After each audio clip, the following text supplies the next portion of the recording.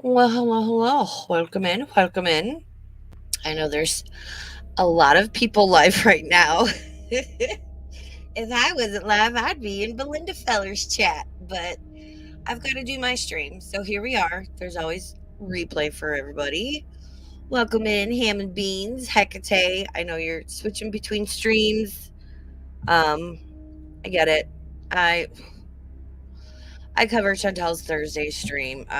Yeah, I'm good. Um, Illyria, Irma Gerd, how's everybody doing? Hey, it's creepy Dave. It's a creepy Dave. I need to get that down. I love, I know Frank has been around for a long time. I've loved him since his like OG Spiders on Drugs video. This creepy Dave thing could just breed new life into his channel. And what, he's been on the tube for a decade? Good for him. It's a creepy Dave. Somebody in mine and Mixed Discord was like, can we get a creepy Dave emoji? And I'm like, I can't do that until I'm monetized.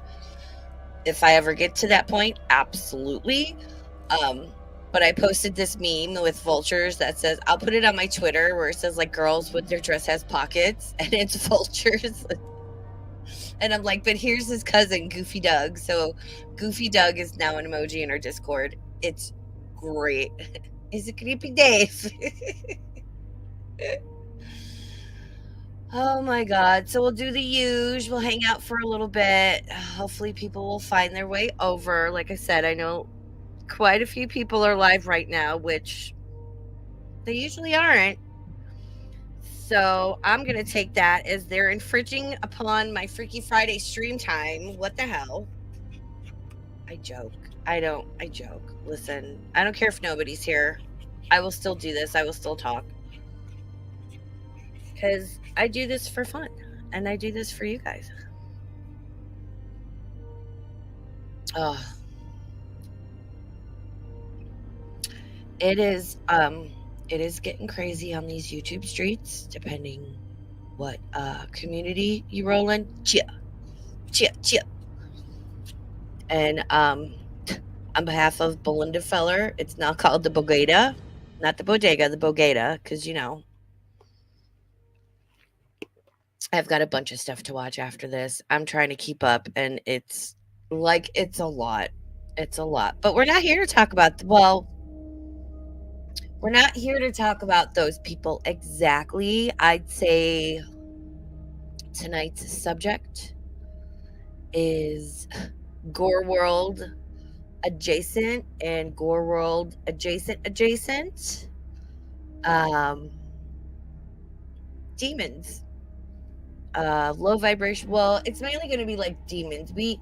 I'm trying to find more stuff on like low vibrational entities. I might just have to like that might just be like a sit and talk stream about my personal experiences and what I know about that kind of stuff instead of just like pulling already existing videos, which I'm trying to learn how to edit. And that's my ultimate goal, is that I can find footage or stock or whatever and edit something together for at least part of us, to watch while I maybe like talk or narrate over it or like, different segments. I'm going to get there. I have a tiny little channel.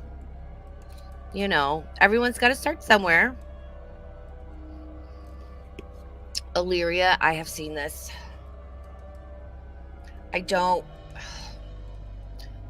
Hold on. I think, what's one of the videos I have?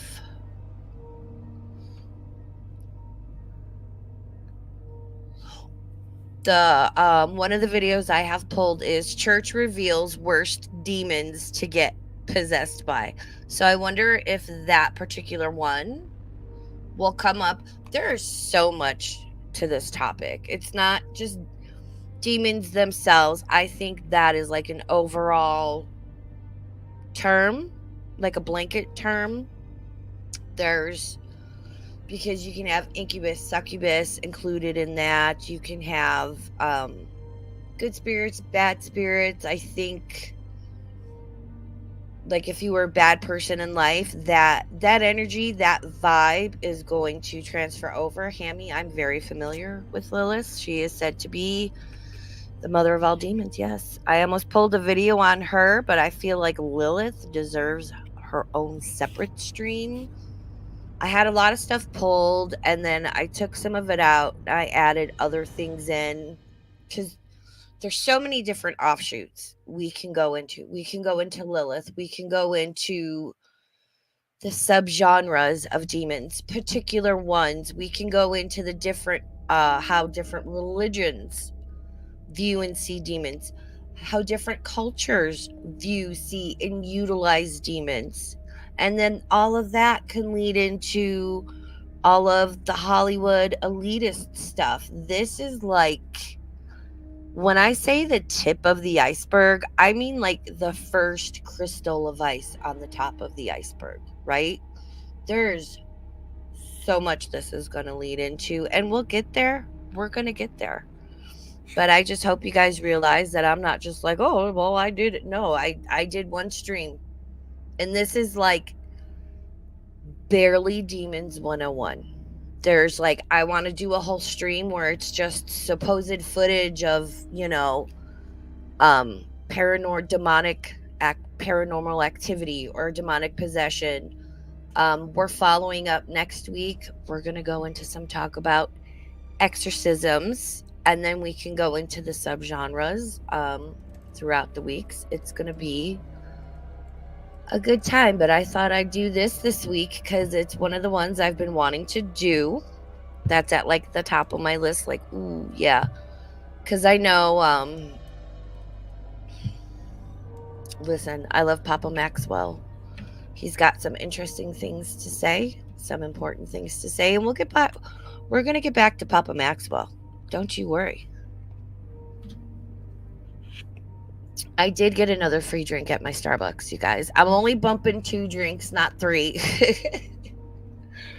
They were like, do you want a free Frappuccino? And I was like, is it Friday? You bet your sweet ass I want a free Frappuccino. Hell yeah. Okay. So, I don't think I'm going to get anybody else here, but that's fine. Like I said, a lot of other people are streaming. Leave some for the rest of us, FFG. Goddamn. Whatevs. Yeah. So, but Sunday weekly recap is going to be fun. So if you're into the Gore World stuff, be sure to come for that because my Sunday streams are earlier and they're a lot of fun. And since I'm an unsupervised burb, we're going to start slowly talking about more people in and adjacent to the community. So, yeah. All right. So, the first video I'm going to pull up. Which one do I like it as? I'm just going to do, I don't know. I never know which layout to use. So let me go into my first video, and I have them in the order. I thought I had them in the order. Dang it.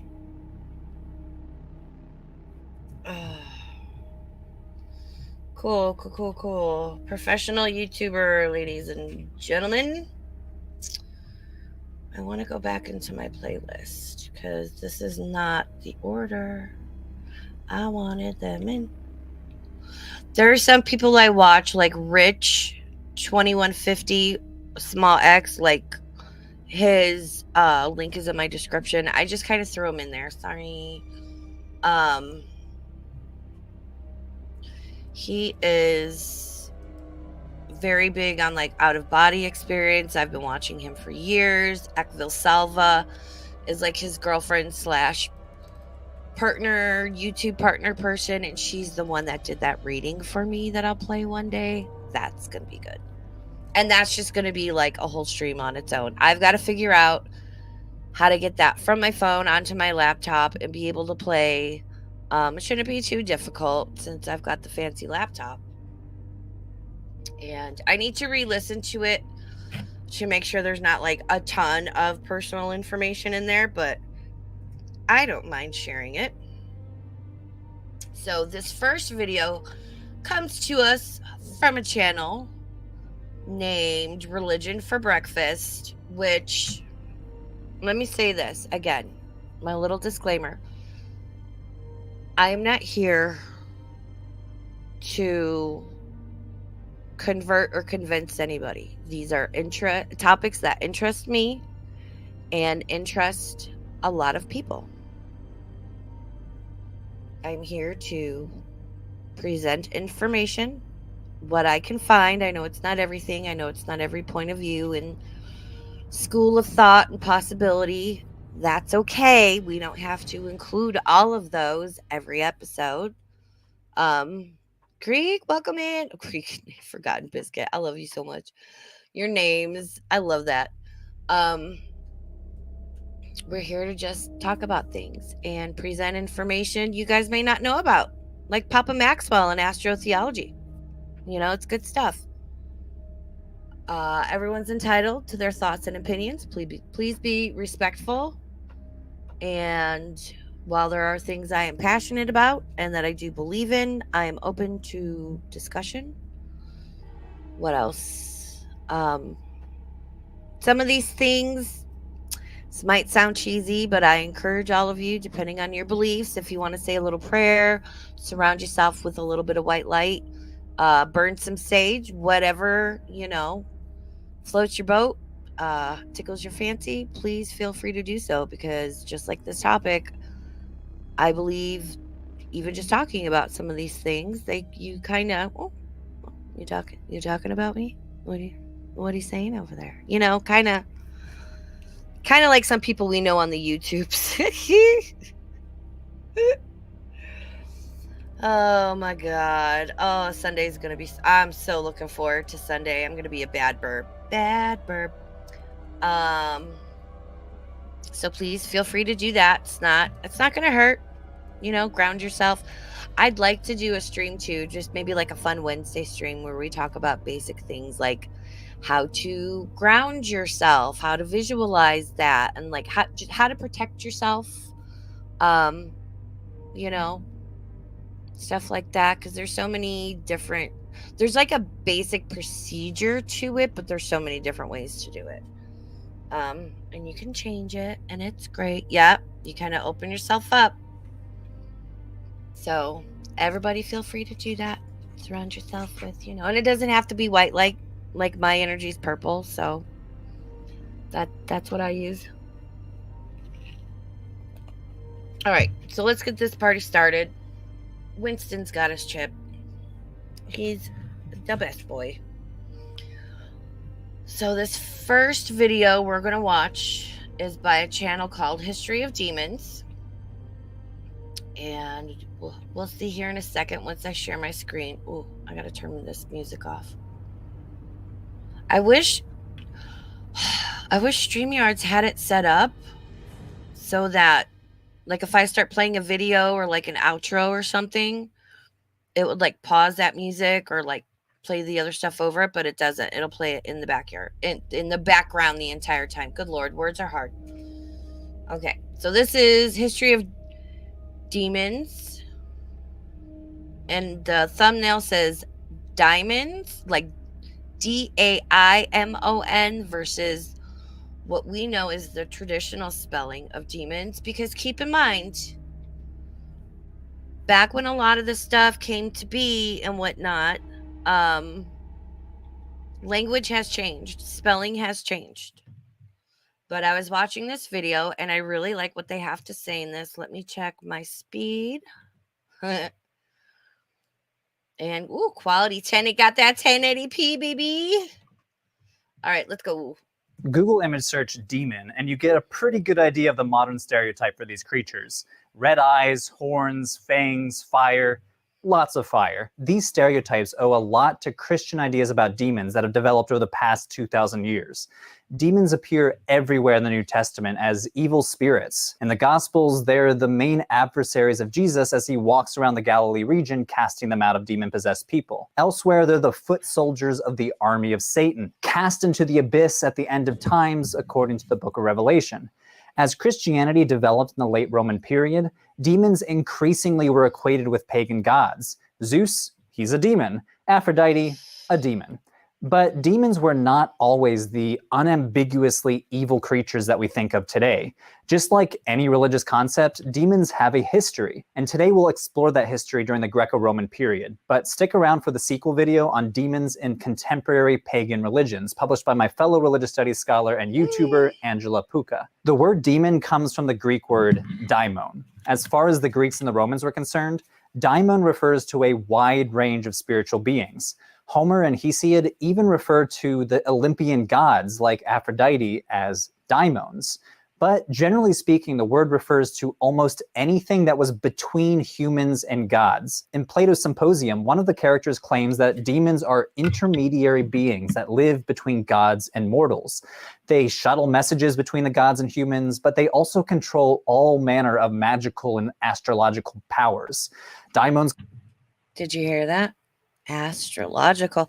So they were kind of like messengers, basically, is what dude is saying, huh? Interesting. I mean, cool. And I know it's... So did these particular... Is the belief system in this deal, I wonder, did they have free will? Because, listen... not all good, quote unquote, beings, whether it's human, otherworldly, whatever, you can be of the dark, but for the light. Because hi, how you doing? That's how I describe myself. Like, I would never describe myself as like, I'm a light being. No, I'm not. But I've always been for the good and fought for the good of things because that's what I choose to do, whether I'm here, there, wherever. So I wonder, did this version have free will? And I have a lot of questions. Control the art of priests concerning sacrifices, rites, spells, and every mode of divination and magic. Roman philosophers continued this idea for centuries to come. The philosopher Apuleius wrote that there are certain divine middle powers situated in this interval of the air between the highest ether and earth. And welcome in, Grateful Life. Illyria. I believe I said hi to you. Right. Hi. These are called by a Greek name, daimons. According to this essay, he agrees with Plato in thinking that daimons fulfill all sorts of supernatural jobs on Earth. They control the flight of birds, which Greeks and Romans studied as a form of divination. Daimons inspire prophets, they cause lightning, and they enable fortune tellers to be able to tell the future. Notice how both Plato and Apuleius agree on where daimons live, somewhere between humans and gods. Have you guys ever heard the theory that some illusionists and magicians, it's thought that they've made deals with the devil and like sold their soul, and that with the aid of like demons, or they're possessed by demons, and they're really performing some of the tricks they're doing, but they try to make it look like it's a trick, but they're really doing it because supposedly they made this deal and it's like demons helping them. That is wild to me, and I've watched videos on it, and I don't know how that's a lot. That one's a lot even for me. And they meant this both in terms of proximity, that daimons live closer to Earth, and by power level. Daimons were somehow more extraordinary and more powerful than humans, but not quite powerful enough or divine enough to be called gods. For example, Plato argued that Eros was not a god, but rather a daimon. So the term daimon refers to a whole taxonomy of almost god beings, from nymphs to half-gods to intermediary divine powers. But daimon could also refer to the souls of the dead, including the souls of past heroes and warriors. This is especially true in Greek magical spells, in which daimons appear as souls or corpse daimons that you can call upon for help. For example, an erotic spell from the Greek magical papyri calls upon a daimon of the dead to make a man fall in love with a woman. It reads, "I adjure you, daimon of the dead, to brand his heart, cause it to..." Don't fuck with love spells. I don't care who you are or how much you think. Don't fuck with that love spells. And all these bitches are out there doing these fucking like honey jar spells. Stop it. Stop that shit. I'll call your mother. Stop it. Melt and suck out his blood because of love. Yikes. Okay, so notice that this corpse daimon is not necessarily evil. It's possibly spooky and ghost-like, sure, but the moral category of this daimon is ambiguous. This daimon can be helpful, and you can command daimons to do... Hammy, that's a good goddamn question. Could daimons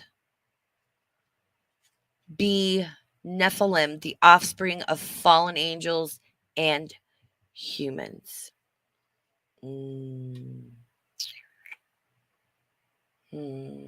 Almost like a demigod. That I don't know, that like my energy immediately goes towards like demigod when you bring that up. Ooh. Right? Listen, I love Hammy so much. Like I love everybody here. Hammy is obviously very intelligent and very educated, and I love like the aspect you bring, and I appreciate it because that's a really good question. I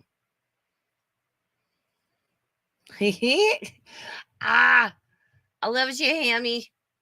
All right, let me get back and see. This is a good video, right? I was like, oh my God, this is very well spoken. And bro, here's a little cutie patootie. Look at him, he's cute.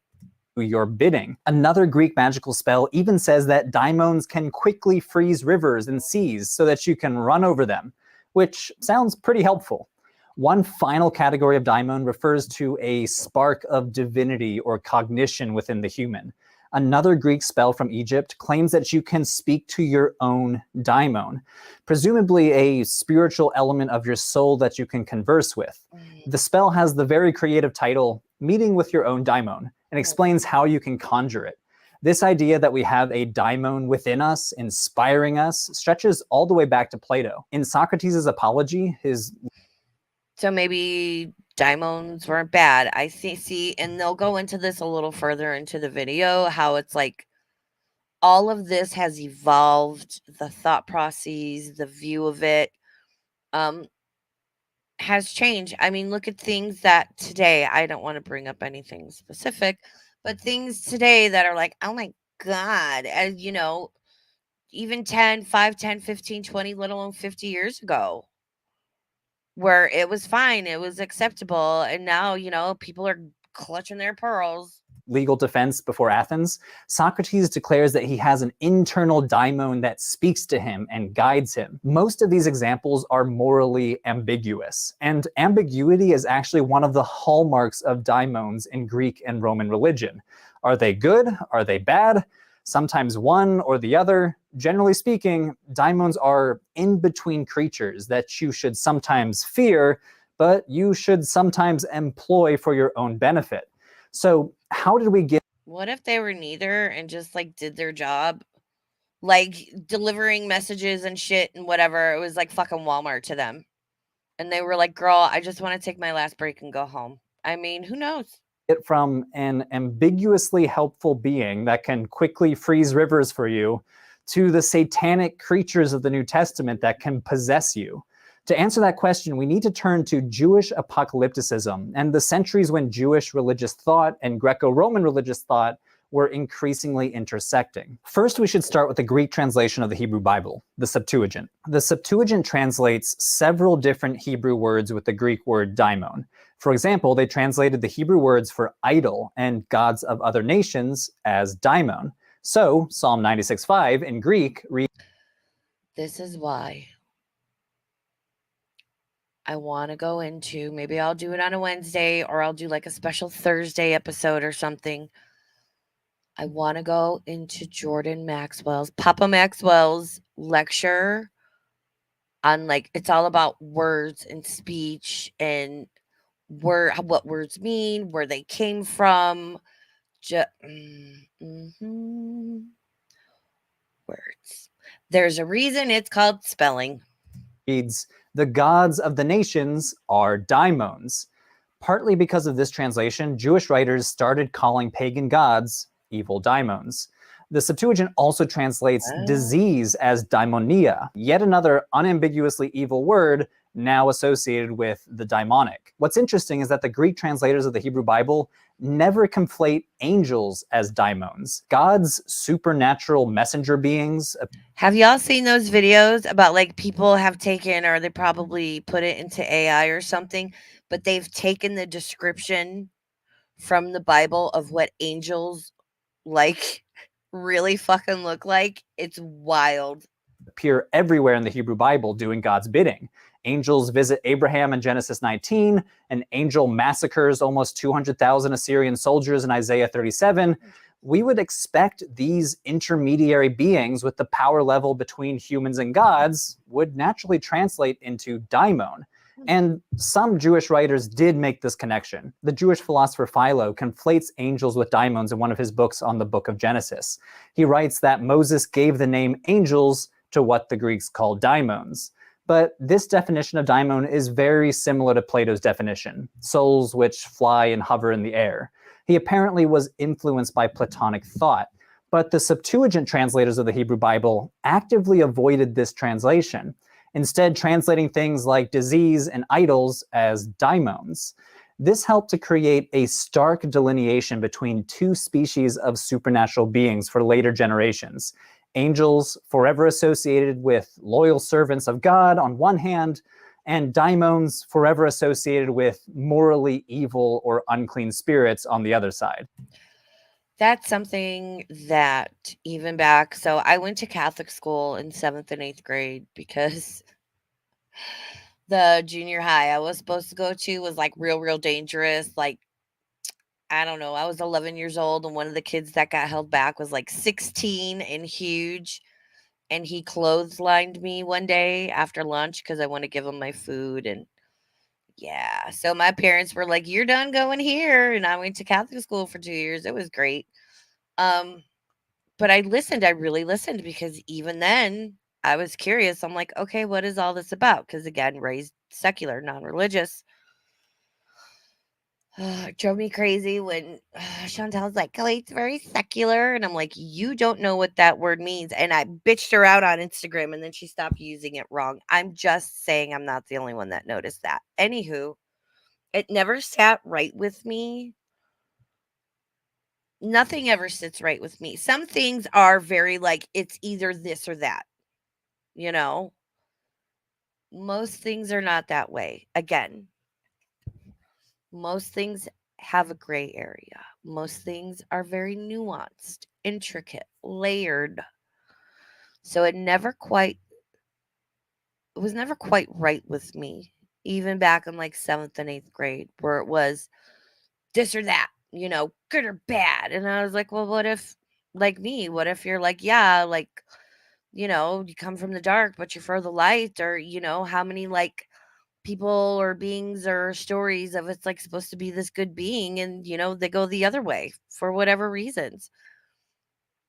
Things aren't ever that simplistic really. So yeah. Hmm.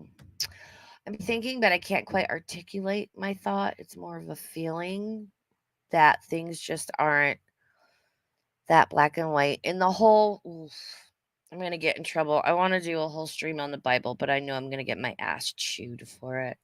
Now, of course, Judaism did have an idea of fallen angels around this time too. The Hellenistic period was also the golden age of apocalyptic literature like the Book of Enoch. Enoch starts with a dramatic story of rebellious angels called the Watchers. They leave heaven to have sex with humans, and although the Watchers aren't specifically called daimons, The text paints them as evil spirits teaching humanity forbidden knowledge about magic, sorcery, and astrology. They procreate with human women and produce giants as offspring, and when these giants are killed off, their souls linger after death as evil spirits. The Dead Sea Scrolls also refer to impure spirits, unclean spirits, or evil spirits, and sometimes refer to evil angels. For example, the evil spirit Belial has an army of angels of destruction. Again, none of these Hammy, are you talking about me or this dude? Because that makes my brain hurt right now, bro. And I have a delay, so, like, yeah. Sometimes I'm not sure what you guys are referencing or if you're being sarcastic or... Because Hammond says, wait, if you aren't talking about the Babylonian insights of the origins of Hebrew concepts of angels or demons, you don't know crap about history. I need to just make you my co-host, bro, and like just get up here with me, dude. For reals though, because like, I want to know what you're talking about and what you're thinking. See, I haven't my background and stuff with like demons and bad entities, I will say, is not so much of like a textbook historical situation type deal moment. It's more fucking personal. So that's where I'm going to come from in all this. Not so much textbook, because from my personal experiences, fuck a textbook. beings are called daimons, but we do start seeing hints of the later Christian belief that demons are fallen angels. So the Book of Enoch, the Septuagint, and the Dead Sea Scrolls all demonstrate that Judaism already had a rich daimonology, or a theology of intermediary spirits. Some of these species of evil spirits started to be lumped into the catch-all category of daimons in the Greek language. And it's in this cultural context that the Gospels arrived on the scene in the late 1st century CE. But now, daimon is part of the vocabulary for evil spirits. Because the Gospels and the letters of the Apostle Paul eventually formed the sacred scriptures of a new religion called Christianity, we sometimes forget that these are Jewish texts from a Jewish sect of Jesus followers. So we should expect to see some of the ideas established in the Septuagint, the Dead Sea Scrolls, and the Book of Enoch. For example, the Apostle Paul echoes what we see in the Septuagint by equating the Greek and Roman gods with demons. In 1 Corinthians 10, he complains that I'd never heard that before this video. I had never heard of the Greek or Roman gods. Maybe I had, but I forgot. It's not something that comes to the forefront of my mind. But then again, you know, when Christianity was trying to crusades much, you know, everything was bad. Again, that's why the Christian holidays line up with the original pagan holidays, because it was easier to convert people. And let's not forget, Christians went around, convert or die, baby. Basically, I know that is a gross oversimplification. That's basically what they did. And then once they were in power, they would go and yeah. Yeah, that's a topic for another day. that pagans offer sacrifices to demons and not to God. Daimons, for Paul, are evil beings. The Gospels also present demons as evil, as Jesus defeats them in several high-profile exorcisms. This sets us on the path to later Christian conceptions of demons. No longer are daimons ambiguous beings that can inspire you or help you if you know the correct magical spell.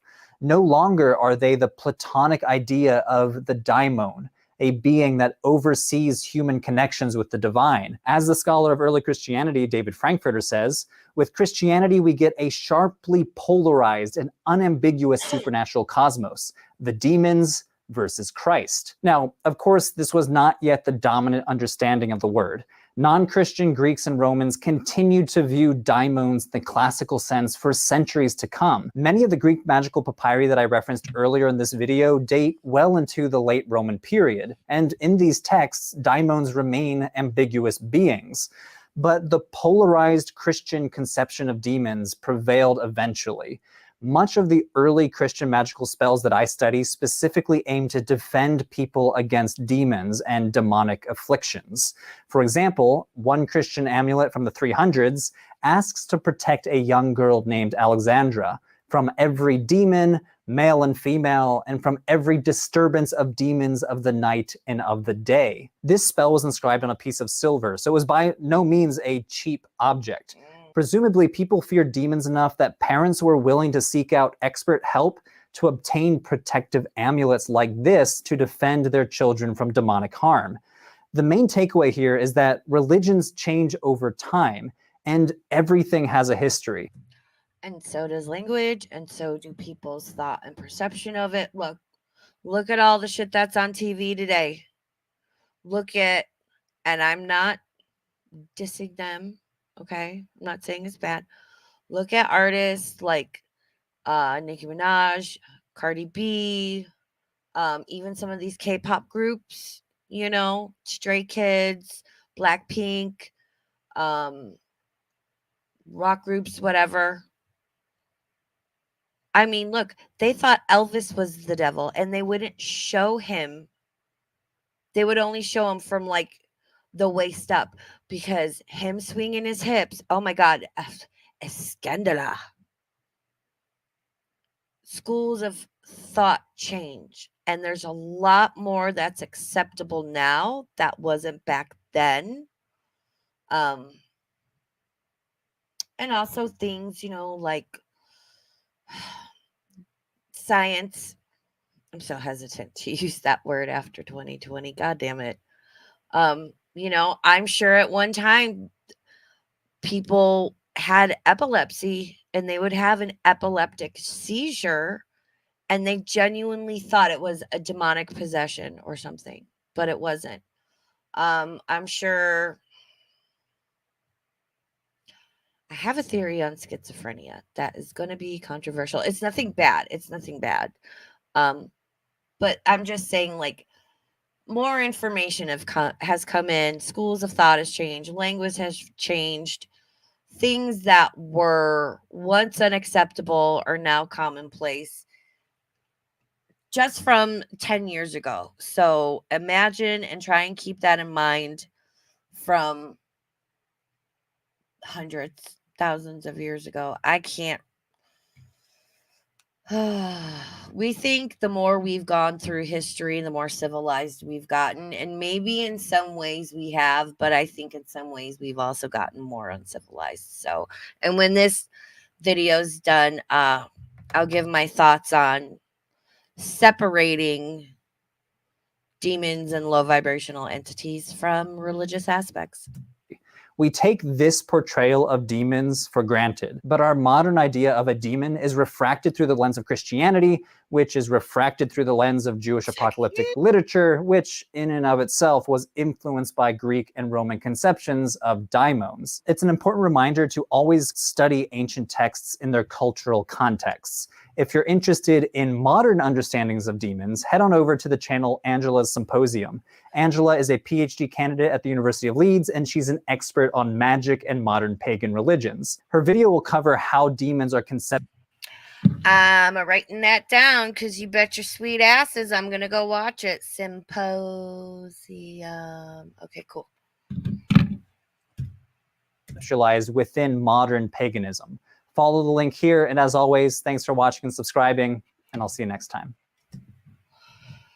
Whew, okay, so that was just kind of like a fun little, I don't know, I really like that video. I'm sure it's not some of your favorites, but again, not everything is going to be in every video we watch. Some things, it's just like a basic bing, bang, boom, here you go. Because again, if I can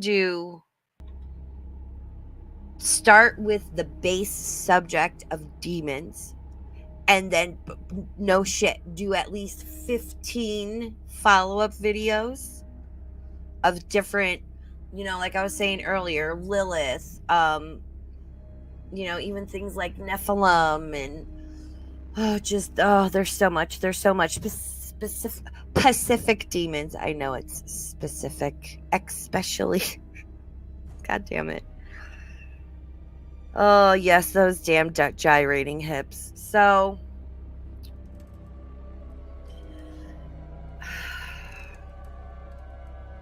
while, ooh, sorry, that injury is not feeling good. My muscle's really tight. It hurts. So what I would like everyone to understand, and again, I'm not here to convince or convert. I'm not here to offend. I'm just speaking what I know from my experiences, my research, my knowledge, my conversation, and again, my fucking experiences.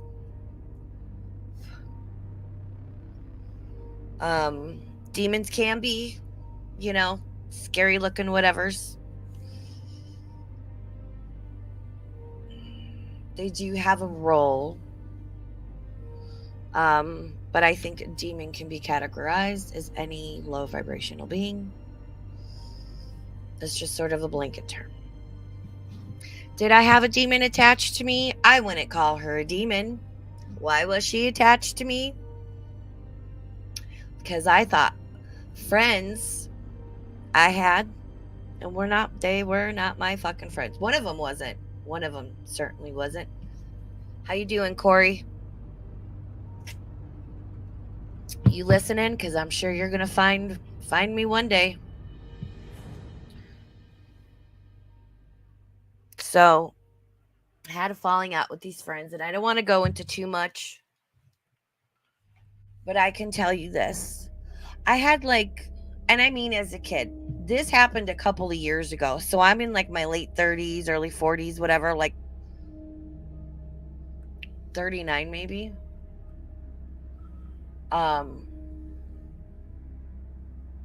And I was confident at that time. I had learned how to control things, turn things on, turn things off. I've been seeing, feeling, hearing shit my entire life with the paranormal, right? It's nothing new to me. I have never had sleep paralysis. I have never had nightmares. All of a sudden, out of the blue, I start having nightmares. And I kept seeing this little girl. That wasn't what she really looks like, right? Because keep in mind, energetically, you can basically look however you want. It's great. I'm talking wake up in the middle of the night, sit straight up, out of breath, in a sweat, can't breathe, in a fucking panic, get up, pace around, come back to bed and sleep with the light on as a full ass grown adult. Kind of fucking nightmares and just this overwhelming feeling of dread and fear and anxiety that I have never felt in my fucking life. I go through this for like a year because I had stopped talking to these two friends at that time. Because as much as I tried to like Corey, get along with him, and have that bond with him like he did with my friend who he's now with, mind you, I couldn't. I've always had a natural aversion to people that end up being not so good. Not so good. My alarm bells will go off and I'll freak out, and people around me don't understand. And they're like, calm down. But so and so is so nice. I don't care if they're nice. Their energy is telling me to fuck off. And that's what I'm going to listen to. Even Hitler was a fucking vegetarian. So, what's your point? So I go through these nightmares. It's like I can feel her watching me even during the day. You know? And like I've got a good grasp on things. And it wasn't because I was watching scary movies or like none of that shit. I love scary movies. I know it's fake. I like to see the CGI. I'm a big practical effects person. CGI is, yeah, should only be used for enhancement.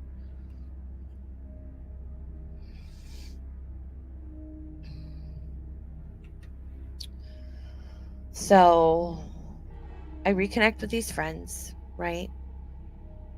And it's funny because I talked to my friend that was the girl, and she's like all defensive and I'm like, wow, He really, this guy turned her against all of us, and it's not something I want to go into right now. It's not like surface level high school bullshit. It's like some serious shit I don't want to go into right now.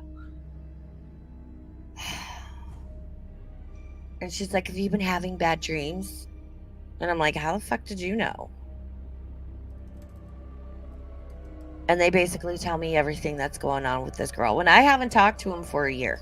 But again, these friends are like me, so I'm like, "Oh, okay, cool." Can't figure out. Long story short, can't figure out why I can't get this girl off of me, right? And it, so basically, finally, I know this sounds crazy, and I swear to God, I'm not. I talked to her, and I'm like, "What's the dealio?" And she's like, "I was attached to you." And it's hard for me to explain. She's not a demon, but basically,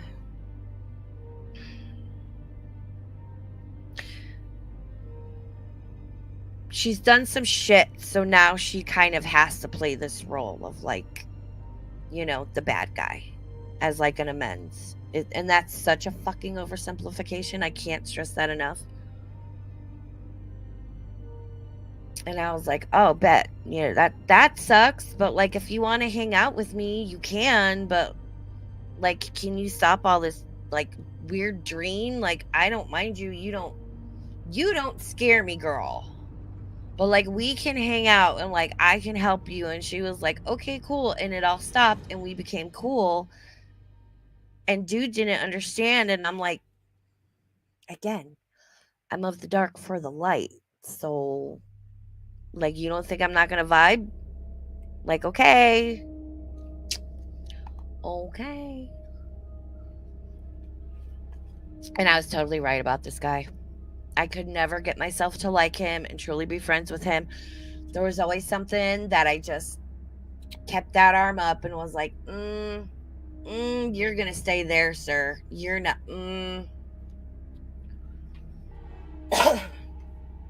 very bossy, very like, do what I tell you. And my other friend I still talk to walked away. He was the type of person where her and my friend I still talk to would both get on a Discord call and be like, "Oh my God, I had the best steak last night. Oh, you had steak? I had steak too." And we'd sit there and describe it and tell you where we went and how much it cost and the temperature it was cooked to and the side dishes and everything. And he'd sit there and he'd listen. And then he'd be like, "Oh, uh-huh, uh-huh. Well, that's great. But I hate to tell you this, you didn't have steak last night. You had a cheeseburger." And I'm like, "Bitch, don't tell me what I ate." He kept trying to gaslight us to the point we just walked away. And I was like, "Okay, bye." So, yeah, low vibrational entities. I don't care if you want to call them demons, whatever the word is. And I find it very interesting that when making this thumbnail, I went into my Canva app and just typed in demons for some like little graphic things. And like 90% of what I pulled up was like Japanese or Hindu based demons. It was very interesting to see that. And I was like, But yeah, so the girl is still with me, but like we're cool, we're vibing, you know? So I've had other experiences too, but we're going to get back to the videos. Everyone's going to unsubscribe for me. That's fine. So next, we're going to watch wait. We're going to watch this one. This is called You Can Always Tell Who is Bound by Evil Spirits by Grace for a Purpose. This is one I kind of threw in last minute, so I know there's going to be a lot of religious connotation when talking about this kind of stuff, right? Especially Christianity, specifically Catholicism, and specifically when we there's some interviews on watch. There's like two well-known priests that are like well-known modern day exorcists. And I have some of those videos like already. I'm always throwing stuff in a play. Like I've got playlists started for so many other subjects.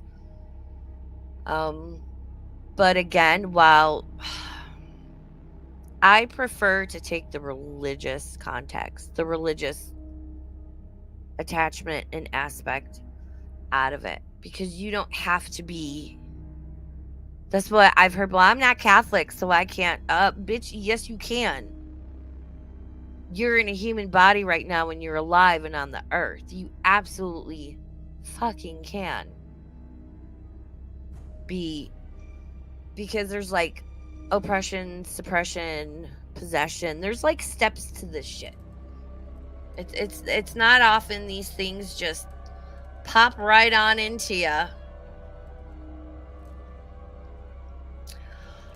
Heck, I want to do a stream sometime where anybody who wants to come up, I'll create like a whole little Discord and I'll put the StreamYard links in there. So it's going to be people I know. So there is some control to it. Because I don't like going willy-nilly with my streams, you know. I've seen some shit go sideways, baby. But I would like to have anybody that wants to come up and tell, like, I had this thing, or, you know, blah, blah, blah, whatever. Just, like, get up and share if you want to share. So, all right, shit. Let me stop my music. See, gosh darn it. La, la, la, la, la, la, la, la, la.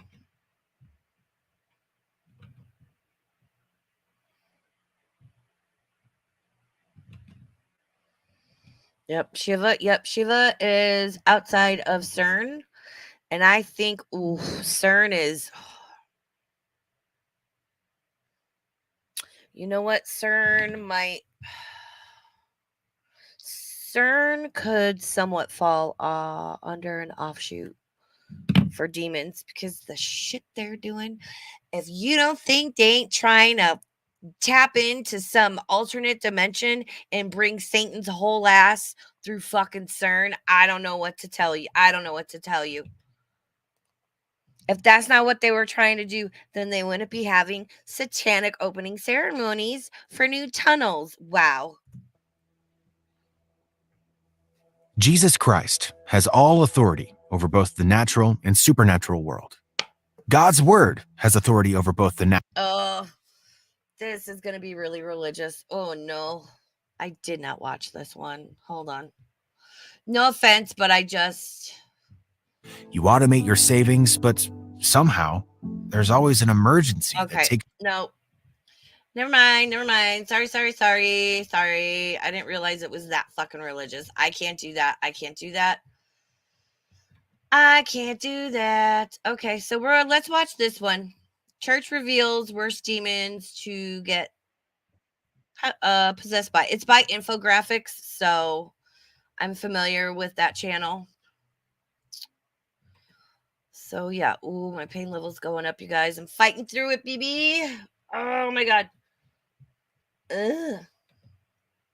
Priests in the Catholic Church are trained in exorcisms, and they're prepared for a rare and terrifying event: demonic possession. Over thousands of years, the Church has collected a bestiary of the most terrifying demons they've ever encountered. So which of these demons are the worst of the worst, and which are more like the annoying neighbor who just won't leave? From least to most terrifying, it's time to open the Church's Book of Demons. Number 11.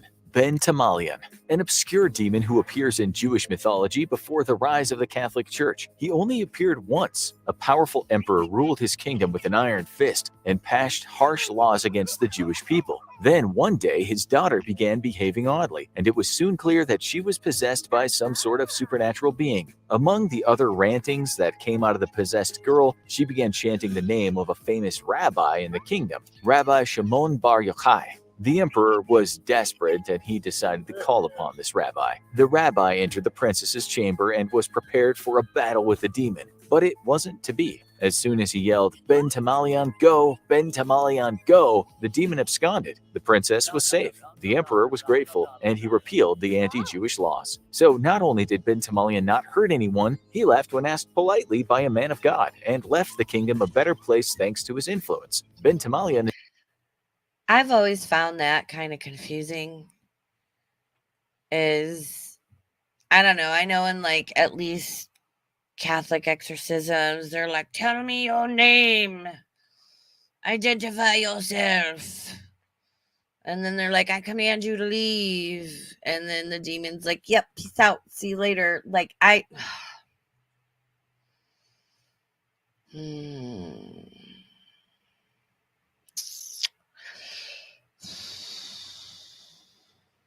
And here's a question. So say even if the demon just yeets out and is like, "You're right, I've got a date at Chick-fil-A, like I gotta go," Residue. Are they leaving behind something residual that like the humans never pick up again? Or is that person forever marked in some way and like they're just more subtle about it? Again, that seems, and I know exorcisms can take multiple sessions over multiple days, weeks, months. I know this. I don't know. Certain things that make me stop and go, But good on Ben, man. Go back home, bro. Is one step above a wacky guest star on a sitcom who teaches everyone a lesson about tolerance. This next demon could be dangerous if he could be bothered. Number 10, Belphegor. Belphegor is a powerful demon, one of the 7 princes of hell, and a representation of one of the 7 deadly sins. His specific sin? Sloth, which means his skills at possession might not be quite as ruthless as his brothers. He specializes in temptation, which means that once he gets into someone's body, he's more likely to make them lazy and cause them to slack off at their work. Sure, he's a risk that this guy will get you fired, but otherwise he's more Yeah, but and we're going to go into this Wednesday, alcohol and the spiritual effects. He's probably, people that suffer from severe depression, because I have suffered, severe depression, not getting out of bed, not taking care of myself properly, sleeping upwards 12 hours a day, crying every time. Like it was bad. It was bad. And there were times I was like questioning things like, is this just me, my situation, little chemical imbalance thing going on, something else, outside influence? But yeah. Chantal about to watch out for this one too. likely to cause a few bad days until he gets bored. Where his danger lies is in how persuasive he is. He's one of the easier demons to summon since his sacrificial offering is excrement, and there's never any shortage of that lying around. He likes to suggest get-rich-quick schemes to people to lure them in, and he's appeared in multiple plays and novels as a trickster-style demon. Some of his most famous exploits involve testing people's marriages and searching for a mate of his own. As a high demon, he might be harder for an exorcist to shake off, but many of his victims might not even know they're possessed. This next demon is much more aggressive. Number 9, Andros. Among exorcists, Andros What? is known to strike fear. This winged demon has the head of an owl, the body of a human, and rides around on a fearsome wolf. I'm sorry, that's cool as fuck. And it also makes me think of Moloch. When he possesses a human, he's notoriously hard to shake. In hell, he commands 30 infernal legions, and was notorious for striking out and killing the conjurer who summoned him if they weren't suitably protected. A great marquis of hell, he Always protect yourself. Good, bad, in between. No matter what fuck shit you're doing, absolutely protect yourself and learn how to do it And if you're on the good side and you want to learn how to protect yourself, I can help teach you. He was known as a fearsome opponent, and driving him out of a human was a dangerous task. But was he dangerous to just leave there? While Andras is a dangerous demon, his primary tactic once he was possessing someone was simply to sow discord. He would talk to his host, trying to convince them to strike out at their enemies, and even give them advice on how to kill them. This makes Andras not Hey, much more than hey. an annoying voice I take personal offense to the demon handing the guy a gun. Just, come on now. in your head that gives you bad advice. Sure, it might be hard to have him along for the ride long term, but eventually you just get used to it and say, "Shut up, Andros," every time he tries to get you to murder the office lunch thief. The next demon is dangerous, but maybe only one day of the week. Number 8, Aquiel. A minor demon, Aquiel is assigned by the big guy in hell to preside over Sundays, the holiest. Hecate, were you over at FFG's? When I have said multiple times, I am from the dark for the light. Meaning, like, I would be considered on the darker side of, like, the, soul, spirit, whatever spectrum. Like, but you know how bitches be like, I'm light. No, I'm of the dark, but I fight for the light. I fight for the good. You know, I'm like, think of me as like Puck, but not as mischievous and for like the good side of shit. Day in the Christian calendar. And as a demon, he has exactly one purpose: to desecrate the Christian Sabbath by any means necessary. That means if he possesses you, he could easily get you to do all sorts of horrible things on Sunday: vandalizing a church, making all your Sunday? employees work so they can't spend time with their family, stealing all the newspaper's colored comic sections, maybe. But there's one reason he's not the worst demon to be possessed by. For 6 out of 7 days, your life is likely to be pretty normal. And what does Aquiel have to do with the other 6 days of the week? Nothing. Well, then, just fucking make him and Sloth the same one. Because if you're only gonna work one day a week, like, damn, bro. Someone possessed by Aquiel can foil the demon pretty easily, go about their life for 6 days of the week, and arrange for a friend to lock you up in a cage or tie you up on Sunday. Similar to how werewolves are contained on the night of the full moon in horror movies. Sure, you'll lose one day of the week, but Aquiel won't be able to get you involved in anything illegal, and he basically naps the other 6 days. Another demon has a lot of hype, but might not live up to it. Number 7, Azazel. If you ask people what they know about Azazel, they'll probably think he's one of the most terrifying demons. I thought it was Azazel. Hammy, Hecate, I'm gonna refer to the two youths on this. Do you know, is it Azazel or Azazel? Because I've always pronounced it Azazel. Out there. After all, the media has portrayed him as a yellow-eyed agent of destruction. But in reality, Azazel's actual role is far more mundane. He's a fallen angel like Lucifer, and one with a pretty ugly duty. Traditionally, communities would atone for their sins by transferring them to a goat that would then be sent off to be sacrificed, and the executioner would be none other than Azazel. So, what would this horned demon actually do with the possession? Well, odds are if you were possessed by Azazel, it would be because it's his time to do his duty and collect the literal scapegoat. He's also known for introducing humans to forbidden knowledge in Christian mythology, which means he might spend some time tempting people in your body. But he's not known for violence or for harming the people he possesses. As a powerful and ancient demon, he would likely be one of the hardest to shake, which is why it might just be best to let him do his job and move on. This next demon might be a little too much of a good thing. Number 6, Asmodeus. Another prince of demons, Asmodeus. It wasn't a huge TikTok trend, but there was that like music with like the not opera, like the choir singing in the background. And this was one of like the demons, and it was naming demons. And it was like people freeze framing their dogs with them like with like looks on their face or whatever.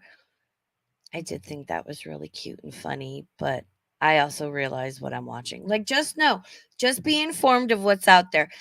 And if certain demons are not named, I am happy to we can take a little comic relief break and maybe like a little stand up and walk around for Raven and her injury break.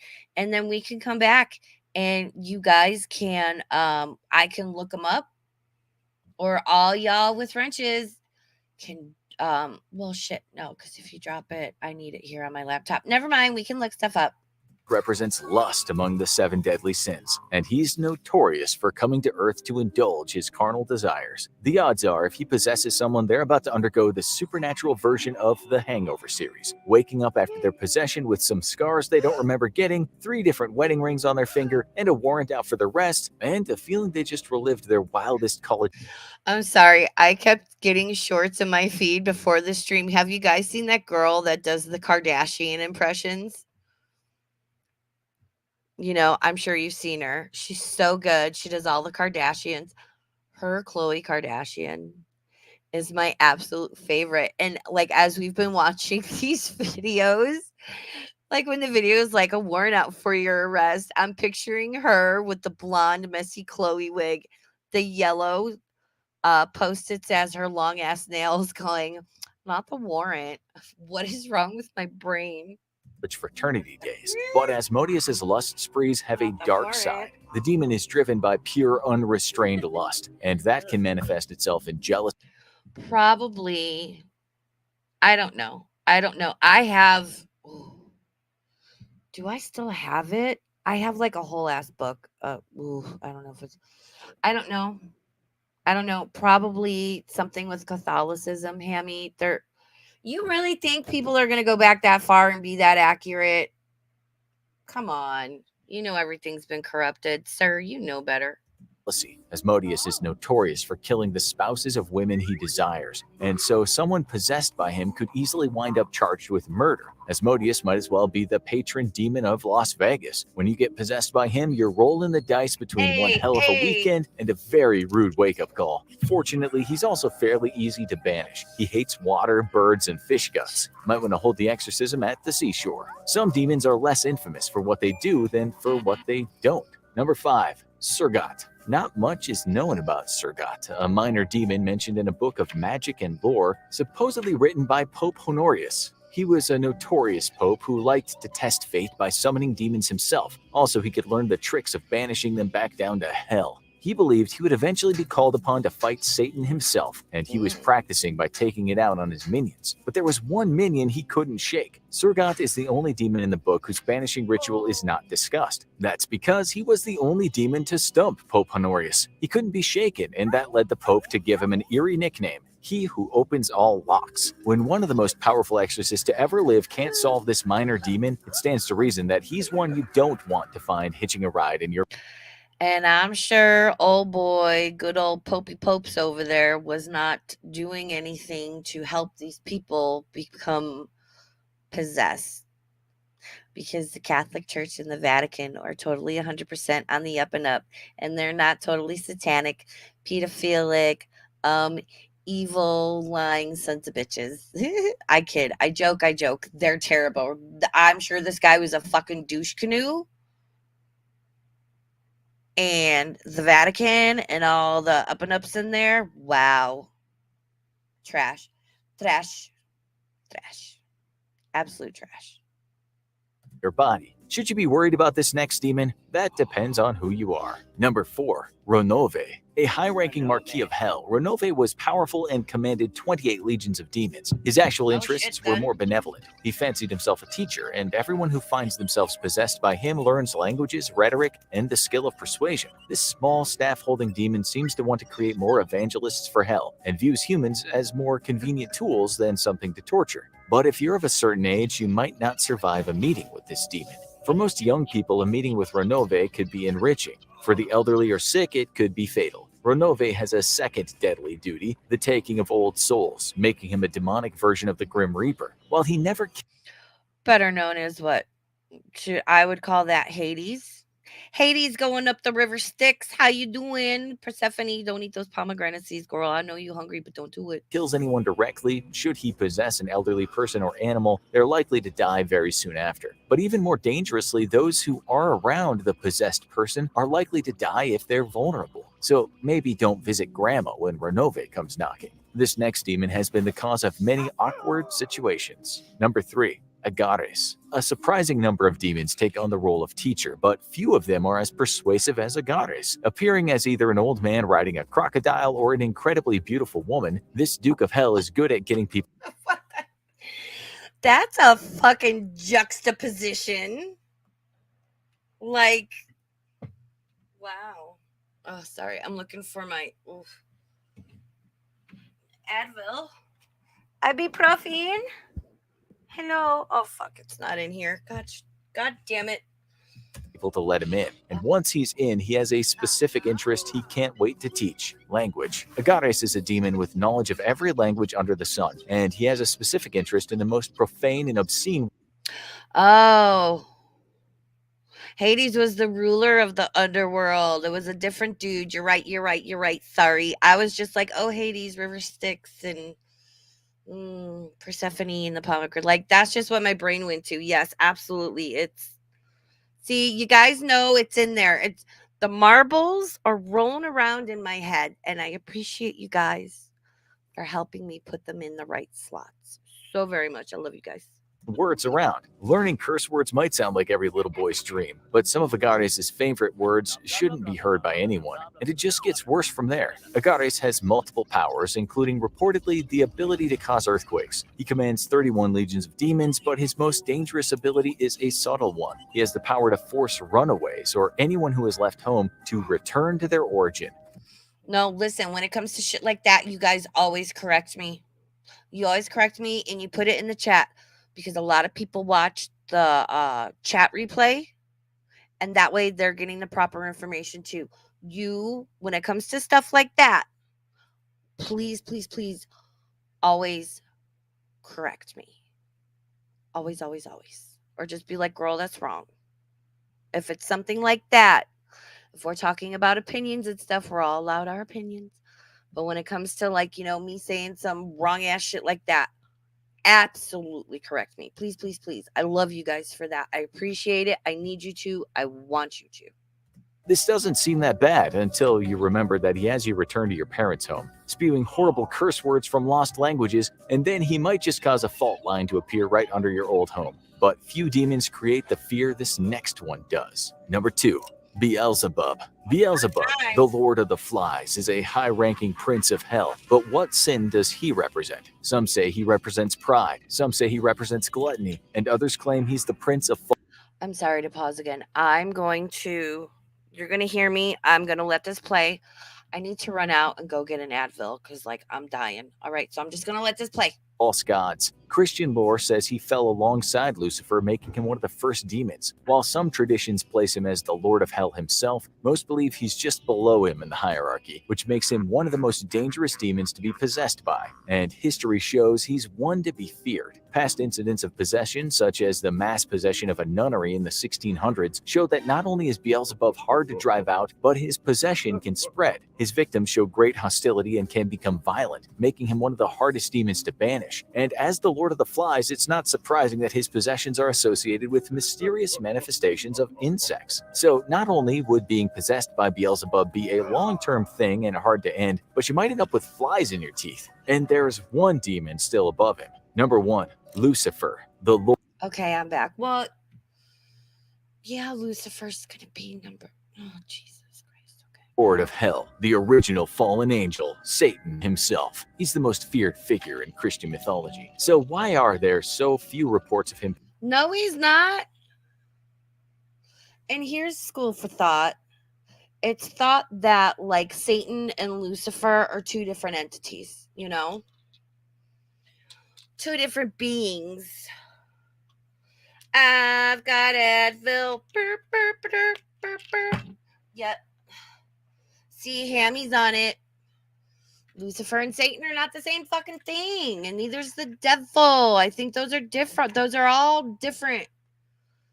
Like, they might be cousins, second cousins, twice removed, maybe an in-law by marriage. Sorry, I approach everything with humor. Don't take me serious. Those are absolutely not the same beings. I think Satan is like the overlord of whatever bad place it is. I don't necessarily think there's a hell. There's definitely, like, I mean, listen, every group, every gang has a hangout spot, right? Whether you're at the tavern or the pool hall. Y'all are gonna hang out and meet up somewhere and have like your meeting somewhere, right? Every church has a building, quote unquote.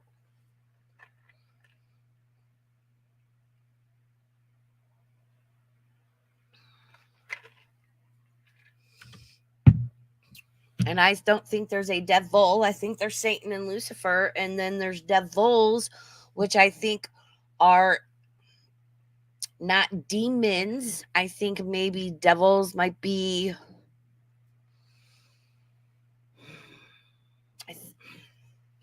I think they're equal. Like they're on the same par. They're on the. Sorry. When I get quiet and you hear me, like, especially if you hear me doing like this thing with my hand, that's like me reading energy.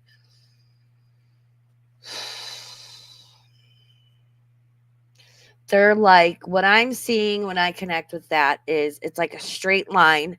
One's over here, one's over there. They're on an even playing field, you know? It's like beef steak. It's like similar type steaks, you know? Although some are better than the other. Maybe that was a bad example. Um, some are stronger in other areas. Okay, it's like having two pickup trucks, right? All the specs are the same for the most part. Maybe one is like, oh, well, the bed of the truck has like a little more storage space, but the other one, like the sound system's a little better. They're basically the same thing. Each one kind of has their own specialties and areas of expertise, and maybe is a little stronger here, weaker there. That's how I would put like devils and demons. That's what I think. That's what I'm picking up. Please feel free to put your thoughts in the chat. Possessing people. The late Father Gabriel Amorth, the founder of the International Association of Exorcists, claimed to confront Lucifer himself in a 1997 exorcism, but there's no way to prove if it was the genuine article. While the other demons serve him, the man himself rarely makes an appearance. After all, why would a boss do the minions' jobs? And that ambiguity might be the scariest thing about possession by Lucifer. Exorcists have very little information about how to banish him because of how few times he's appeared, and the few successful exorcisms have been long and difficult. If Lucifer comes out of hiding, the odds are he has a reason, and Christian mythology hints. Oh, he's out. Oh, he's here. He's here. Don't forget, what was Lucifer in charge of in heaven? Does anybody remember class? And yes, Illyria, I am all for this. We can all worship Chantal on Sundays while I do my stream. Can we be the Church of the Fatty? Oh, come on, please. Can we be the Church of the Fatties? Girl Church. Oh my God. Wow, my channel is a hot mess. I go from like screaming about fat women on the internet to this kind of shit, but welcome to me, I guess. I'm having fun. I'm having a good goddamn time. No matter what I stream about, I always have fun, and you guys are always great, and I love and I appreciate all of you so fucking much. Oh my God, you guys don't even know.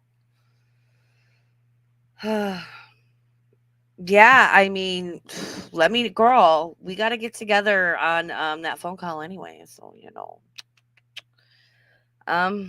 Yeah, Church of the Fatties. We can just have like an altar and put some butter paneer on it. It'll be great. It'll be great. But Lucifer's already done been here. Lucifer was in charge of the musics. And that is why the music industry, and I know I interchange like, oh, it's satanic.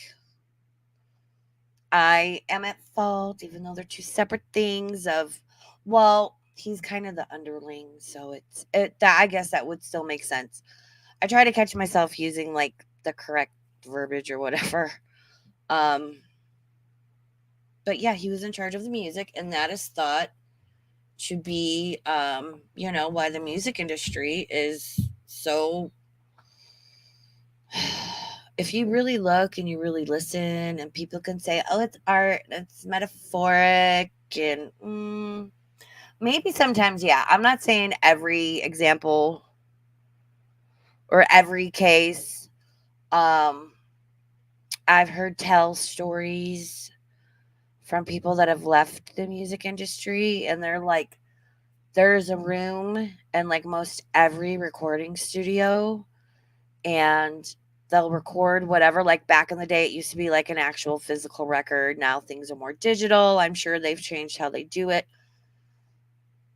And people have said they've seen this, supposedly, allegedly.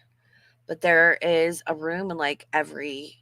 It's okay, Jarella. I'm glad you're here. There's a room, right? And say, like back in the day, so and so cut a record. They take that record into this little room and they perform a satanic ritual over it.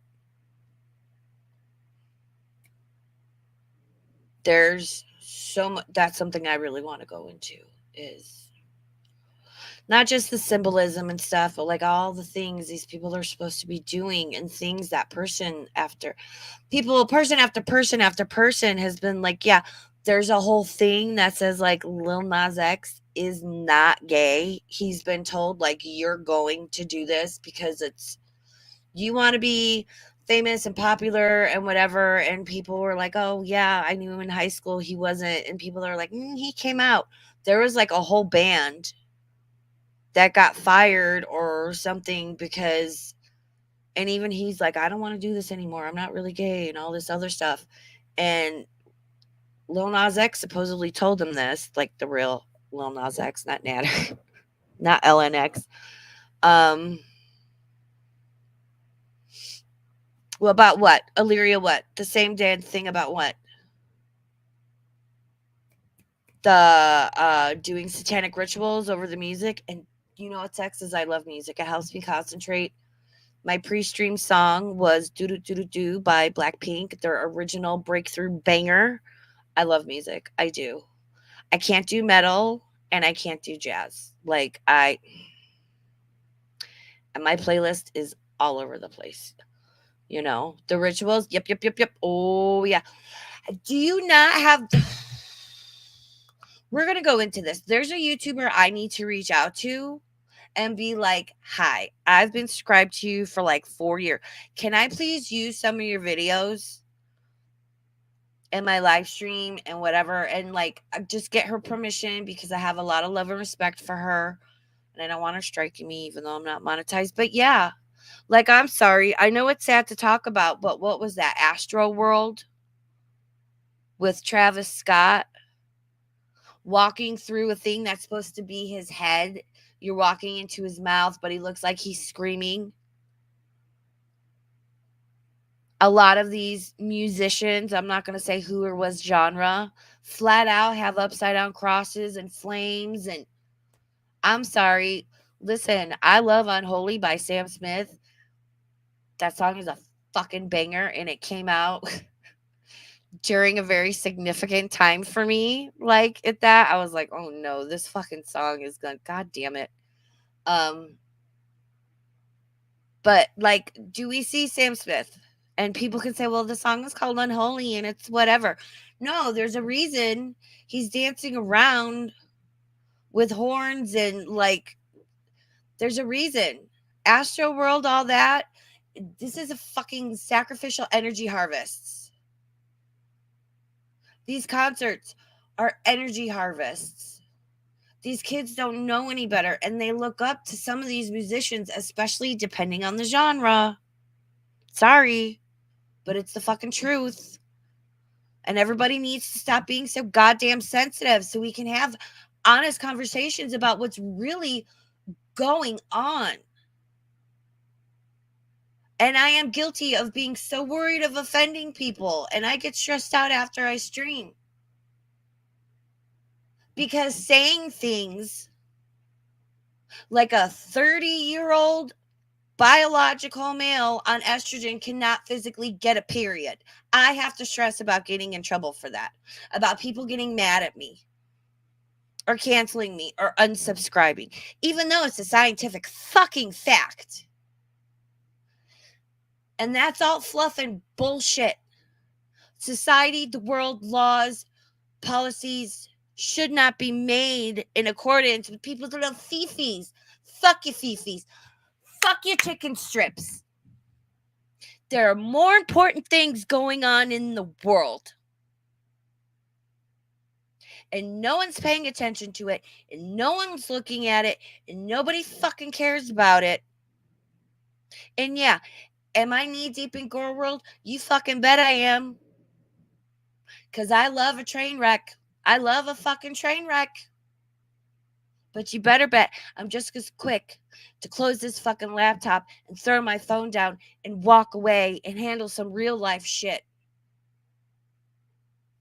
Or I'm there just as quick on my phone when one of the many amazing friends I have made and met through this community messages me, I need somebody to talk to. And I'm like, what up? I'm here.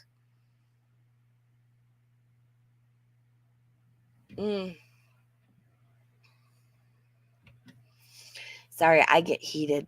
I get heated about certain topics. You guys will notice that. And all of you know me, or at least you have a pretty good idea of who and how I am.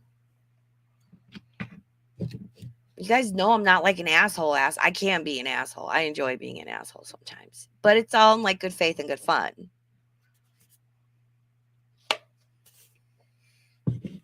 Yeah, nobody, you know what it is? Nobody wants to have conversations anymore, Illyria, and nobody can have conversations anymore. I was watching, I can never remember her fucking name.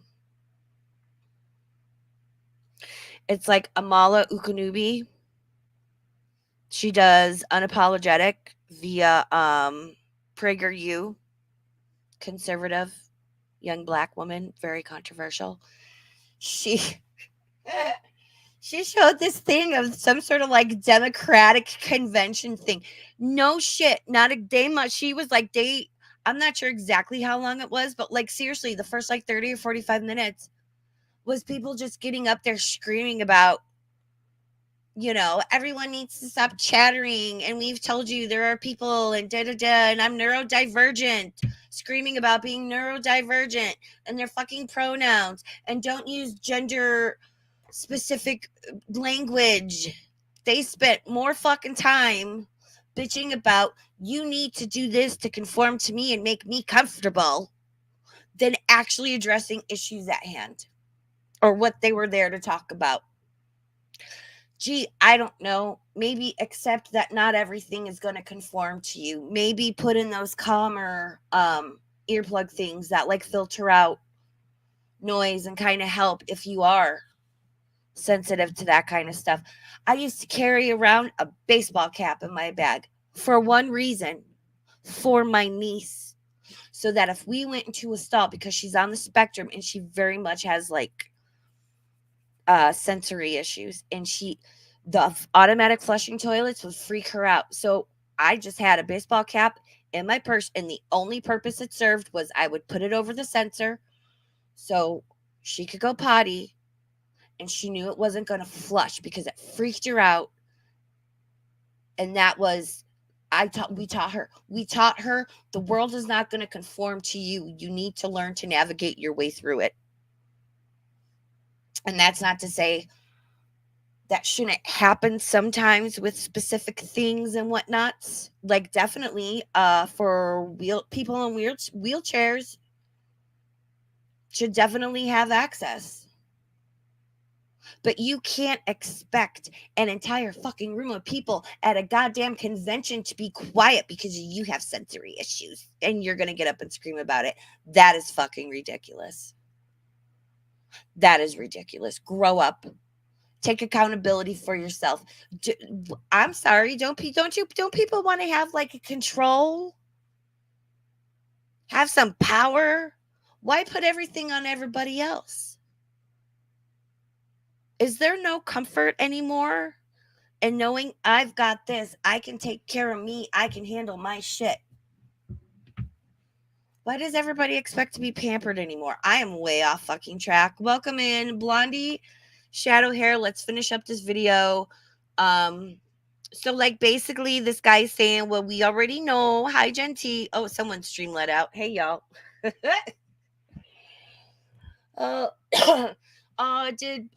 Did you guys come from Belinda Fellers? I so wanted to go to her stream. And why the fuck is Belinda streaming on a Friday night coming from a gig? I love her so much. Y'all, I love Belinda so fucking much. I am opening my Sunday stream with one of her musical stylings. That's all I'm going to say. Chill, chill. So yeah, basically this video said that Lucifer is like the worst demon to get possessed by. Cool. Thanks for letting us know, because I had no idea. That direct involvement in the Lord of Hell in human Hecate, what's the name of that demon people think Chantal is possessed by? I'm going to look it up. affairs might be a sign of the end of times. That means if Lucifer possesses you, he might just be planning to use you to kick off the end of days. For more on the ultimate evil, check out 50 Things You Didn't Know About Satan, or how the devil was born for his secret origin. Oh, there's Rich. There's Rich. Here, let's stop sharing. We're going to put on my background music. I need to calm down. Or we can do a little comic relief in a minute. It's Creepy Dave. It's Creepy Dave. All right. What's this one? Ooh, that's creepy. Oh, and how fitting. My avatar's Keanu Reeves as Constantine. If you haven't seen the original Constantine, I know the second one's not out yet. It's such a good movie. What's Her Face is so good as the angel Gabriel. I love how she's very, I can't remember her name, but she's very androgynous in real life. I think she's beautiful and hot all at the same time. It's great. Love it. Such a good movie. And that's my favorite scene, when he's like putting his tattoos together to summon Gabriel. Oh my God. Keanu Reeves, I love you. Keanu is bae.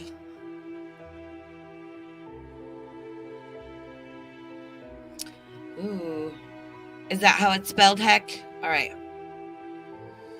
Hold on, let me pull up.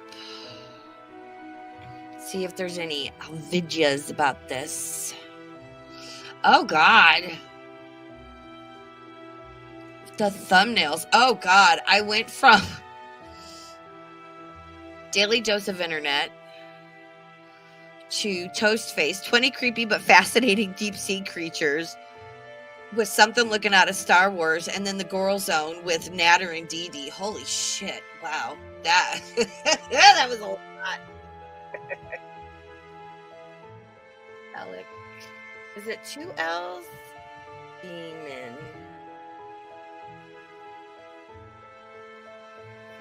Valak. The Conjuring one. Oh, okay.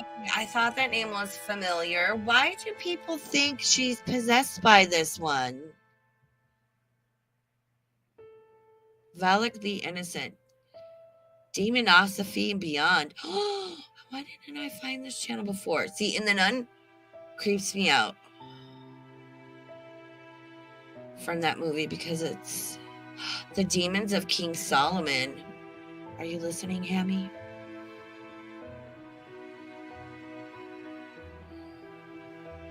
Oh, yeah. See, there's different subgenres, Hammy. There's the worst demons of Judeo-Christian cultures. There's a lot we're going to go into. Okay, here. Let's...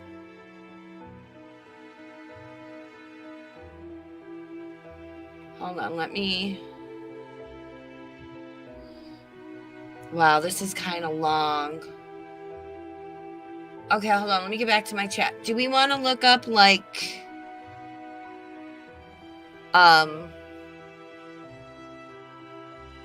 So Valak possessed that nun, right? Or whatever, or appeared as a nun.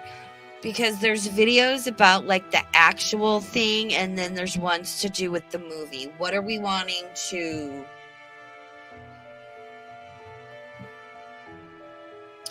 You know, androgyny. Listen, I love men. I love me some men. I love some manly men, some testosterone men, some gruff, like, not too gruff though. Like I love a manly man, right? An androgynous woman can't tell me nothing. And I like how Sarah Kay's always like, I'm gay. And I'm like, listen, I never said I didn't like women. I'm just saying. A burb's been single for 8.5 years by choice, though, because I have what? Say it with me. Issues. I've got issues. Ooh. Oh, so we want to know about the actual. Okay. All right. So this is a little bit long. This is from that channel, Demonosophy and Beyond. And it's spelled a little different. Volok, it's spelled VOLAC, High President of Hell. But this came up under it.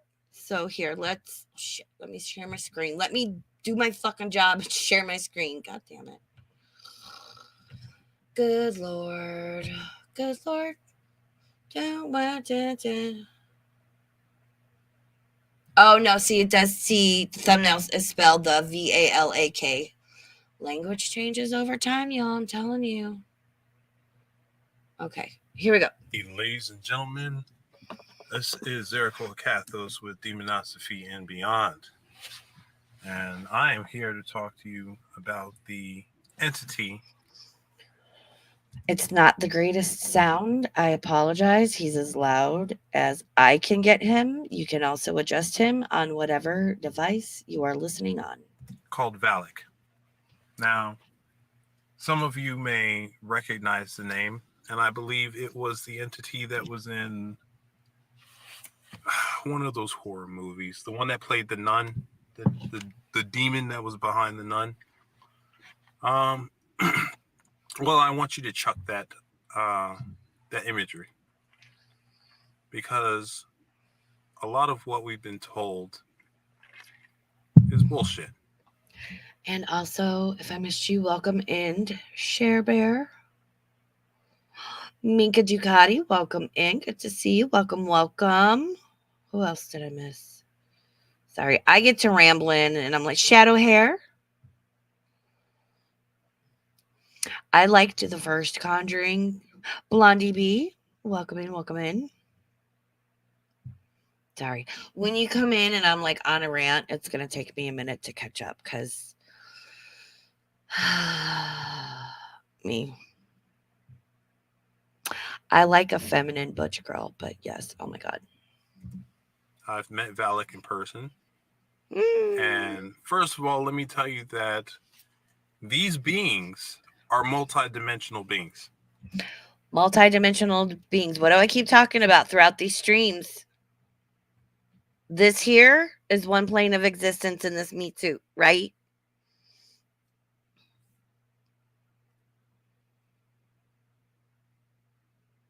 Hecate, are you talking about Ripley from Alien? Because fucking goals, hottie. Sigourney Weaver as Ripley is bae, like absolutely. So you know how it's like, oh, we're on like a third dimensional plane, 3D, and we're trying to get up to 4D. Like, there's a school of thought that a lot of higher spiritual beings, we've all incarnated here, right? Like, you know, you've heard of the star seeds and the crystal children and all those things, right? Right. We're all here to help raise the vibration. And I think that's a big reason why a lot of us, like, our bodies break down faster, because it has a hard time handling like us and our energy, and the human body is just like, nope. But yeah, we're here to raise the vibration, to fight against the evil and get us up to like the next 4D plane.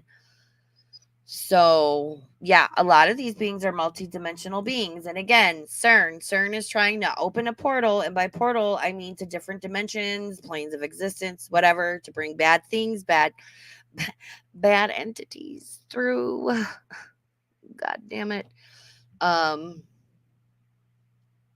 So yeah, and some portals just exist, or they're just like left over there. Why do you think a bird does not go walking through the forest?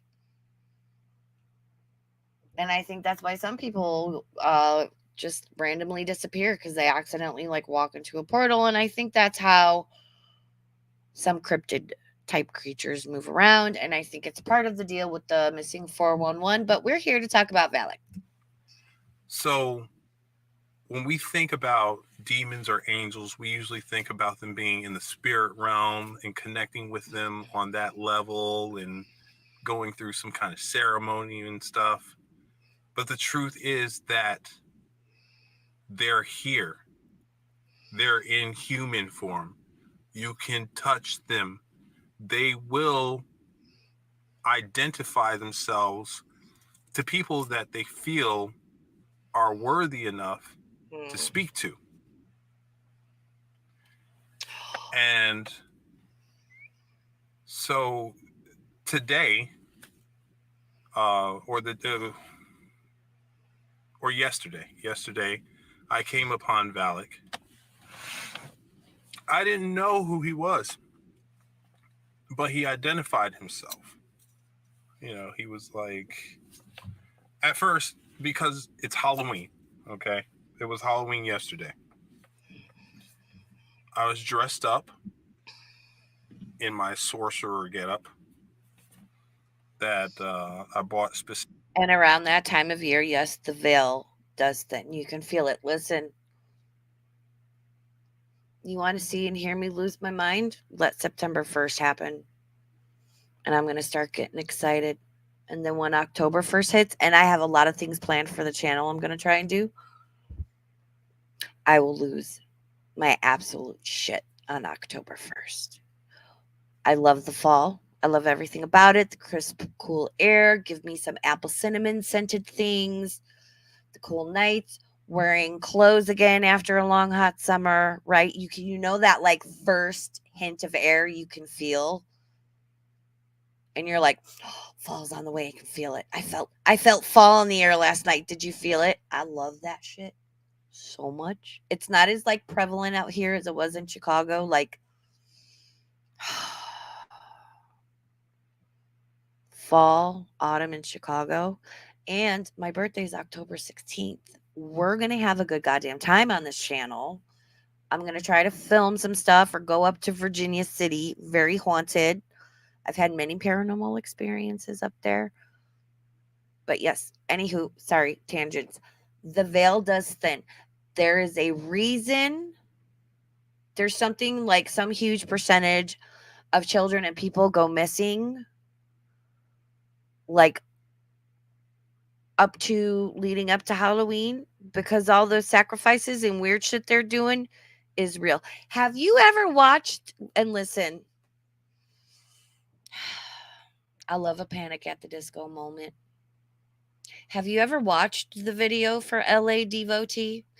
LA Devotee, and listen to lyrics. Have you ever watched that fucking video? Because you should. And don't get me wrong, I love that song. I love that goddamn song. I love Brendan Urie. Even, yeah, I know he's an asshole now. I don't care. Whatever. Because fall has an energy, doesn't it? And then Thanksgiving, and then Christmas. And yeah, there are external accoutrements that go into that. Keep your children and your pets close. About mid-September through Halloween. Specifically for Halloween, and he asked me who I was. I said, myself, a motherfucking sorcerer. And so he said, I'm a sorcerer too. And I said, yeah. I said, well, what are you into? And he said, Volok. I said, Volok? I've never heard that before. First of all, he said that he is a vampire. So I was like, okay, I've dealt with vampires before, you know, nothing wrong with that. They're people too. But then he said Volok. Okay, hold on. If I ever do merch,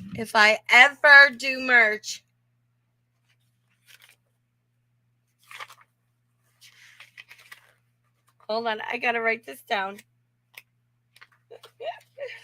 If I ever do merch, I promise you, I will make a Vampires Are People Too t-shirt.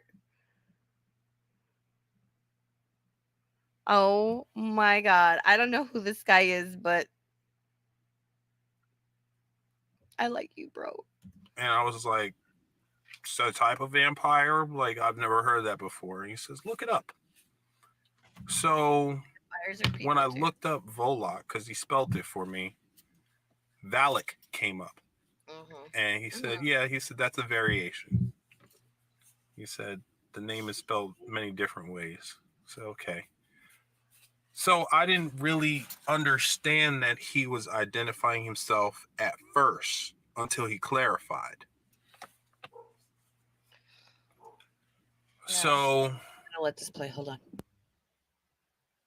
He and I sat and talked, and when we sat down and I was talking more in depth with him, that's when I realized that he was saying, I am Valak, and he expressed that more directly. Now, with Valak, he's very soft-spoken, so you have to really listen to what he's trying to say. And he was telling me, he says, go look at my image. And so the image, the popular image, is of a child, and the child is riding a two-headed dragon. What have I told you? What have I told you before? There are no ghost children. Why would you leave this body and choose to run around as a fucking clumsy ass 8-year-old? There are no ghost children. If you see anything that is not human that resembles a child, run the other fucking way, and this is why. I'll try to put that image into this video so you can see.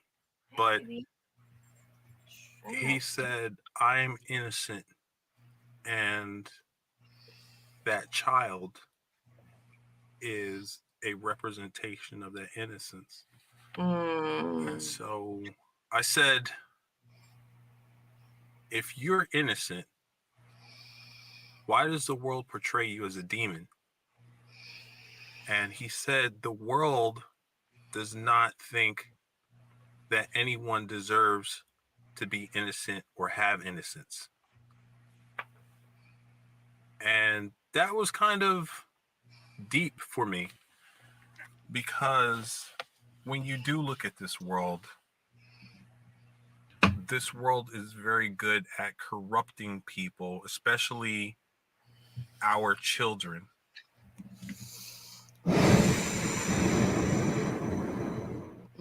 Do I say what I want to say? Do I say what I want? Yes. Yes, we all know that. Yes. I'm just going to fucking say it. Hate me if you want. I'm not trying to target anybody individually.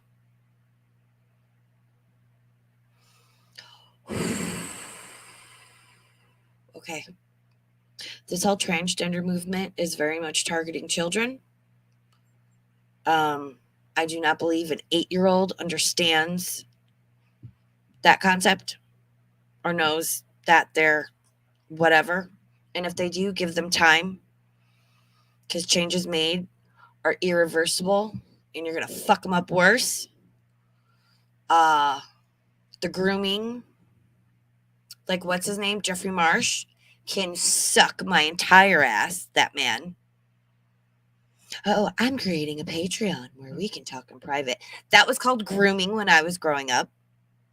And if a teacher came into a classroom doing the shit these teachers are doing now, they spend more time on TikTok whining about my pronouns and my students and my pronouns. What's your lesson plan? Did we all hear about that high school in Texas, where I know some of it was due to attendance and whatnot, but they had to cancel graduation because like 5 out of the 33 kids actually passed? What about teaching important things? You know, like you're supposed to be. Why is everything in school suddenly about gender ideology and the teacher's sexual preferences?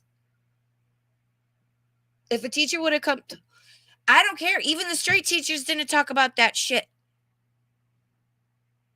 They didn't talk about their preference or who they were dating or what their orientation was. They came to school and they taught us and we went home. And that was it. We didn't need to know about their personal lives or their identities because they were there to teach us a curriculum. Period. XY fucking Z. It's grooming. This Target, God, I love Target so much. Goddamn, I love a Target. Don't know. I won't be shopping there for a long time. And people can be mad and hate me and label me as whatever. It's not right. Something's going on. And I think between that, let's convince the youth of the world they're a different gender, and then they take these puberty blockers that essentially render you sterile and try and have these bottom operations that are so filled with complications. Oh my God. And that's not to say there aren't genuine transgender folks out there. I know there are. There's not this many transgender people. It's just statistically not possible. But if you put 50 hetero men and women, biological, on an island, and then 50 biological males and 50 transgender women on an island, or even vice versa, and you come back 100 years later, which one's going to be populated?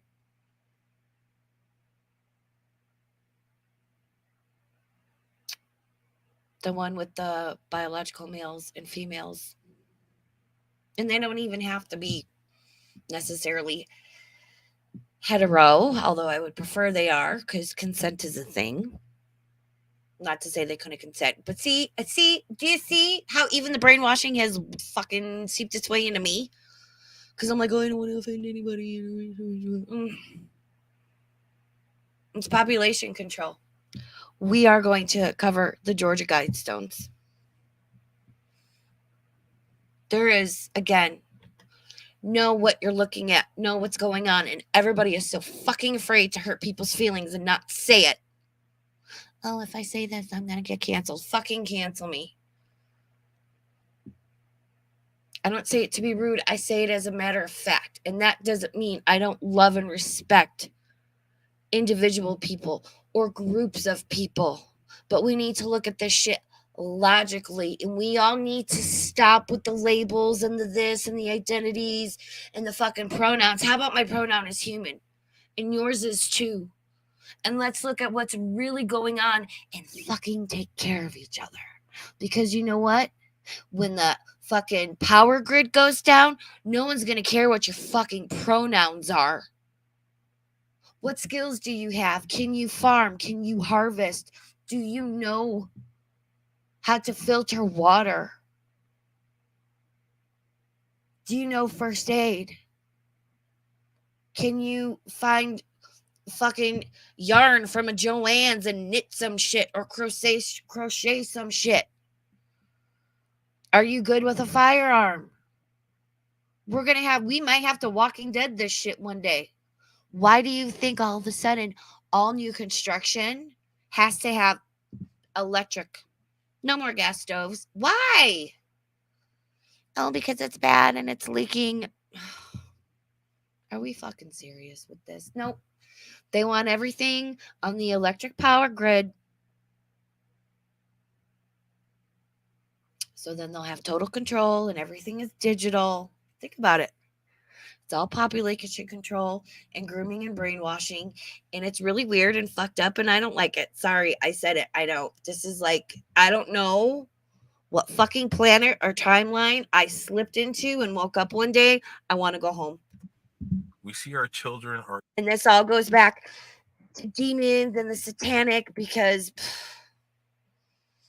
God, if there is a God or whatever source, higher entity that's positive is out there, is not control this world anymore.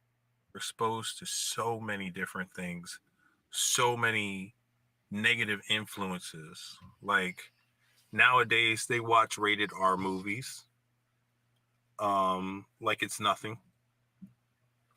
They watch reality shows. They listen. They hear this music, and this music is constantly Mhm. bombarding them Yep. with negative mentality, whether it's violence, whether it comes to sex, whether it comes to how you should see yourself.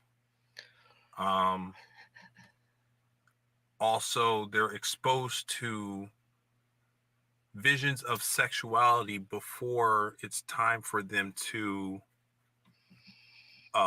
even embrace that part of their life. Okay, so everything is twisted. And so when he told me about the world not thinking that anyone should have any innocence, and that's why they vilify him, I can understand. He was also telling me how some people deal with magic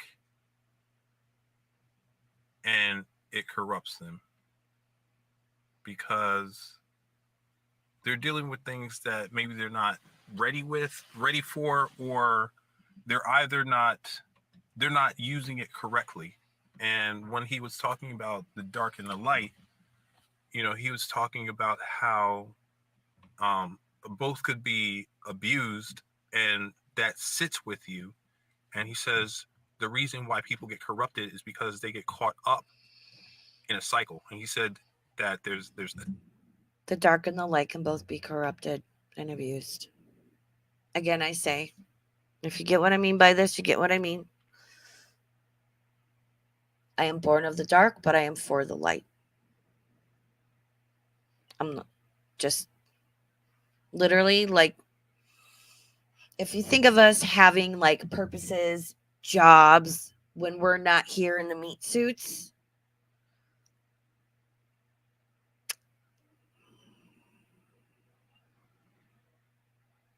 think of like an intergalactic police or military.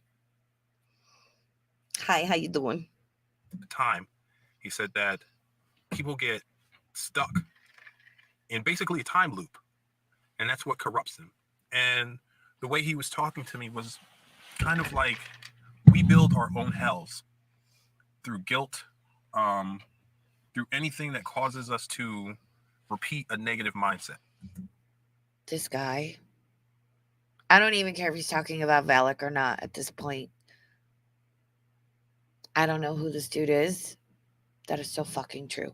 I witness this every day. Every fucking day with my mom. Every day with my mom. Drinking herself to fucking death because she can't deal with her traumas and her guilt and her shame. So she's killing herself via alcohol and in the process creating new trauma for me, which is great. Appreciate that. Deal with your shit. Say you're sorry. Break that cycle, whether it's in your own fucking head, whether it's familial, whether it's generational. Gather up the courage. Muster up the strength. Break that fucking cycle. Cycles are dangerous. And he also told me that we are the ones Hi, Kat. that do harm to ourselves Yep.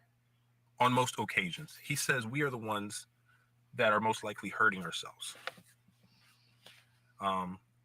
So if we are the ones that are hurting ourselves, we are the ones that can start healing ourselves as well. He also said that he doesn't like religion because religion is one of those things that it's corrupt in a way where it's not being used in a proper way to help people. It's more about helping itself, and how the people who are up top, they're abusing the magic. What else did he say? He was talking about how the use of magic. So this guy saying, for those of you, this guy's saying he talked to Valak, which we looked up, which is the demon from The Conjuring with the scary nun picture or whatever, because some people believe that Chantal is possessed by that demon. I think they're going by the movie version. I'd much rather talk to this version. This guy that's talking says, hey, I had a conversation. This is what homeboy said. He's spitting straight fucking, like, I'm going to have to go back and listen to this when I'm not streaming because I can concentrate better. The way this is resonating with me right now, and the shit he is saying that I know, not to see, you've got to listen to my words. I think, I feel, I know. I know bro is spitting straight facts. I know these things. He says if it feels good, then that means that the magic was used correctly. He also talked about the fact that he was vilified because he chose to change. He chose to change his way of thinking, and he chose to grow, and was talking about that growth. He was also talking about how when we interact with different energies, that's how we grow in our power as well. So the thing about this is, when it comes to angels and demons, we usually say angels are good, demons are bad. Well, the truth is that angels can have both a positive and negative influence. Demons can have a positive and I'll tell you what, I'd rather sit down and have coffee with Lucifer himself than any of the archangels. Y'all can kiss my fat ass. negative influence. Okay.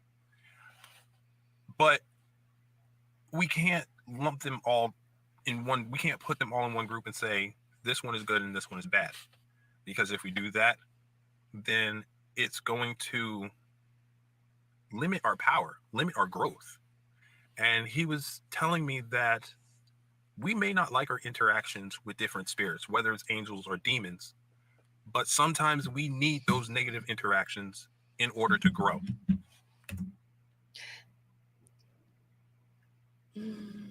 What do I say? What do I say? We learn when it's hard. We learn when it's difficult, when we're in pain, emotionally, mentally, physically. This.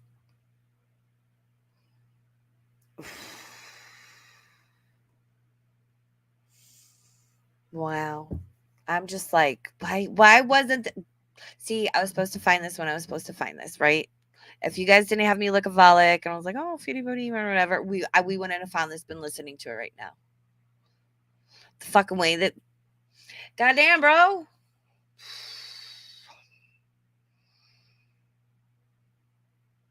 And again, every archangel can kiss my ass. Y'all are a bunch of fucking little bitches. Everyone's, oh, archangels. No, they're such fuckers. Think of the straight A student. Always on time, straight A's, attendance every day, well-dressed, homework on time, reminds the teacher to assign homework on Friday. That bitch, right? The kid that's like perfect, listens, does no wrong. And then, listen, all you Gen Xers are going to know exactly what the fuck I'm talking about. Then they got the orange belt.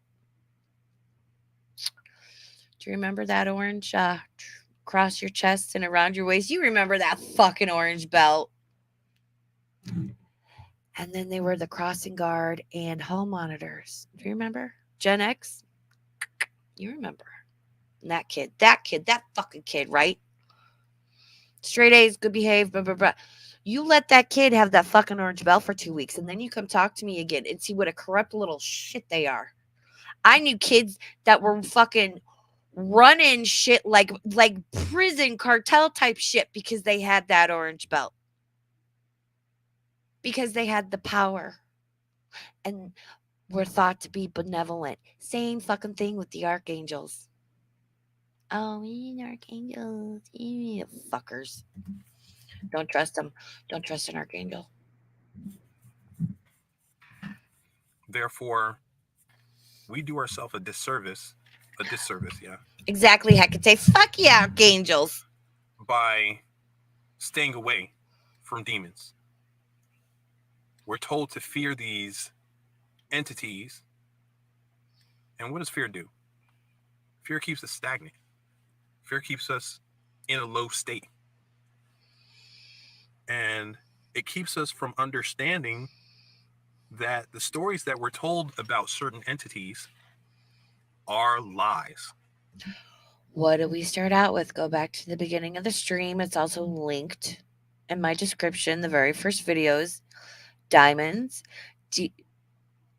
Daimons versus demons, and the difference. And the guy talked about it, saying that, essentially like that words have evolved, right? And they're translated and then spelled different and whatever. Saying that if essentially these beings, these diamonds, these demons were in between entities. They were in between gods and humans. They were like a messenger to go between the two, and they oversaw certain things. He mentioned like the birds and astrology and whatnot. And what that guy said just made me think of that. Are we seeing how it's all tying in? And yeah, not all demons are bad. Just like all angels aren't good. You know? Again, everything is energy. Everything is energy. Everything has a vibe. And your body, especially in a physical body, is gonna fucking tell you what that vibe is. Listen to it. Because it's your brain that tries to logic it away via the brainwashing we've all been subjected to since day one and say, that's not real. No, yeah, it fucking is. Listen to your dogs. If my dog doesn't like you, I don't want to be your friend. Don't talk to me. Jasper, it's the friendliest pit bull oh my God, he loves everybody. You scratch his butt and he'll be your best friend for life. Just right above his tail, just give him a boy. If Jasper doesn't like somebody, you better get off my property. Because my dog doesn't like you. I don't want to be your friend. Listen to the energy. Trust your body. Trust your energy. Trust what you're getting and act accordingly. Don't worry about hurting a bitch's feelings, especially you girls, especially you younger girls. Tell a motherfucker no. It could keep you alive. Particular spirit was not violent. In fact, he said that he was talking about how he wanted to create beauty within the world. He wanted to help people. But he said that people had to be open to that help. Or else he couldn't interact with them. And if you're constantly looking at certain spirits as evil, you're not going to be open to the help that they want to give you.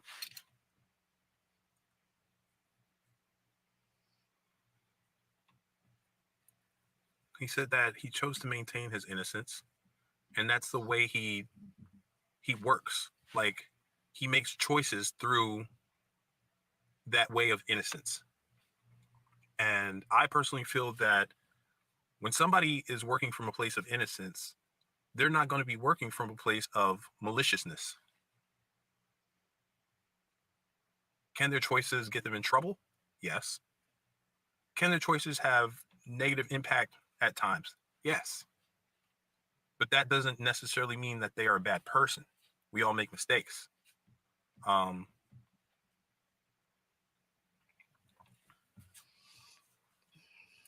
So Valak was also telling me that he's the one that also pointed out that, not all angels are good and not all demons are bad. It's kind of like a very gray space.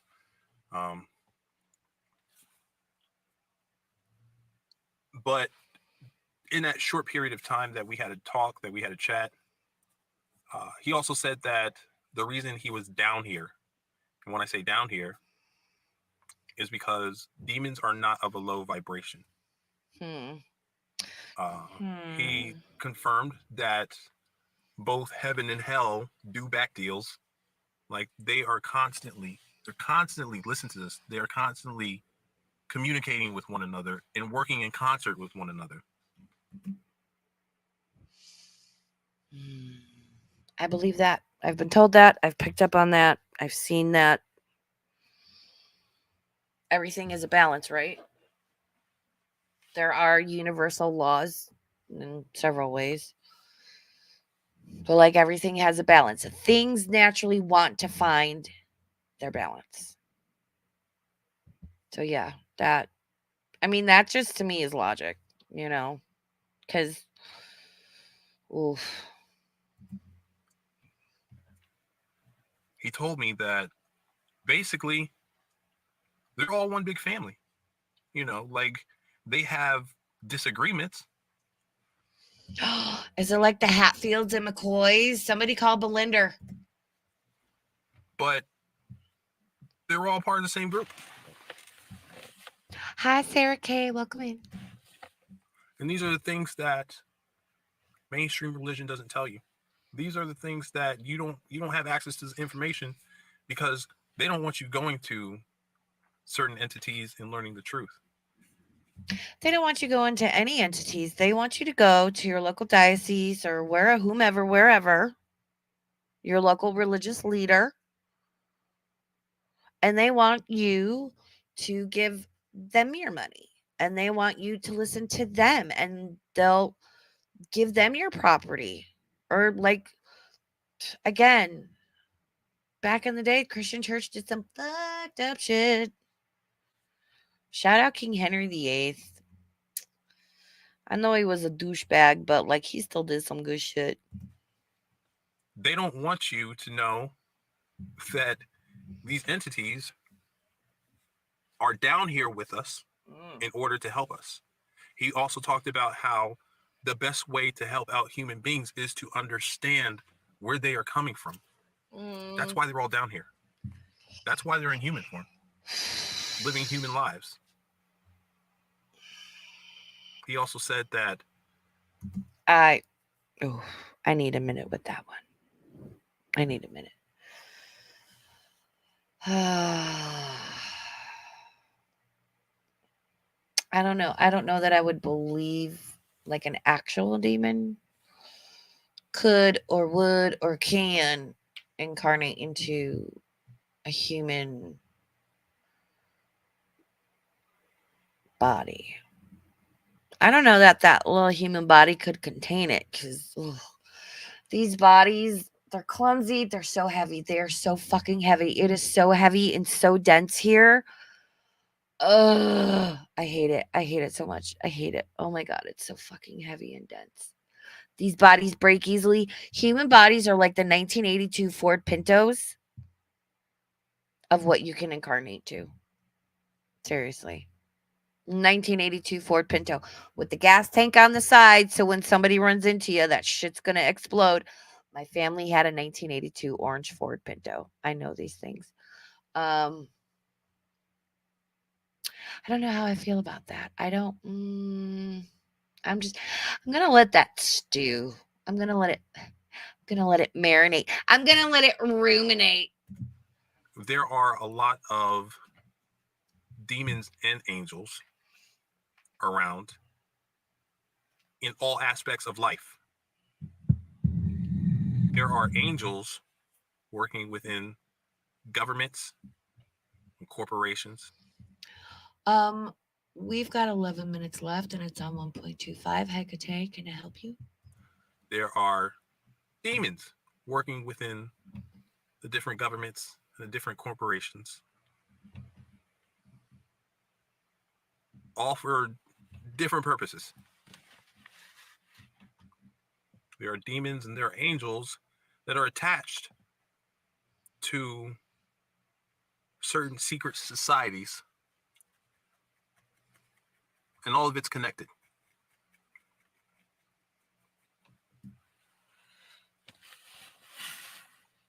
And it's funny because the deeper in you get, your world starts to blend. Okay. So these entities start manifesting as people. They start coming to you. They start identifying themselves. Your worlds become one. they start to Mm, merge the spirit world and the physical world. this guy's not wrong. Jarella, I understand where you're coming from. And I want to put this out as a general PSA. I don't care if it's a demon, if it's a whatever. Anytime, especially demons, anytime you encounter a low vibrational entity, something like me, that was attached to me by people I thought were my friends or whatever the case is. Remember, and this is why I've encountered a lot of people. I've gone in, I've helped like remove things from homes and whatnot. Fear is food for low vibrational beings. Fear, anxiety, and this is why, like, you'll see things of like documented things. Like, I've got videos in the playlist of that, like demon house and whatnot. Fear is food for these beings, right? It's like the anxiety, the depression, all the negative feelings, but especially fear. That primal, because it's like there's a difference of fear between like, oh my god, I thought I was gonna drop my phone, and like seeing a glass slide across the fucking table. There's like fear and there's like primal fear. Especially they induce that like primal kind of fear. Think of that as like fucking filet mignon, or if you're vegan, like ooh, like a tasty marinated deep fried tofu. Oh, that sounds delicious. Um, it's food for them. I'm not vibing with or agreeing with everything this dude is saying. However, I do find it interesting, and we're gonna get through the rest of it. They start becoming one. That's why these entities come to you. That's why you can see them. That's why you can interact with them. That's why you can touch them. I've seen angels in human form. I've seen demons in human form. I've interacted with them.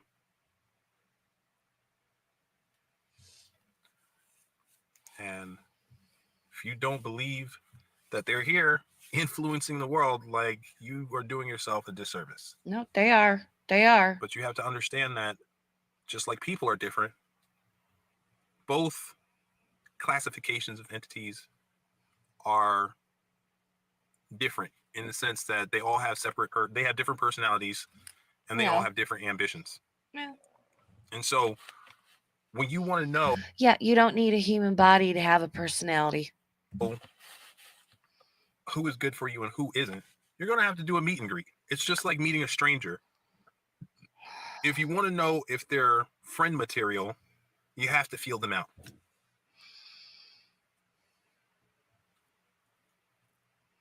And when it came to Valak, see, the reason I'm not completely blowing this guy off or freaking out or being like, I had that girl attached to me. And again, it was like the only time in my life I was waking up with nightmares, sitting straight up, cold sweat, out of breath, absolutely panicked, absolutely in fear, and just freaked out.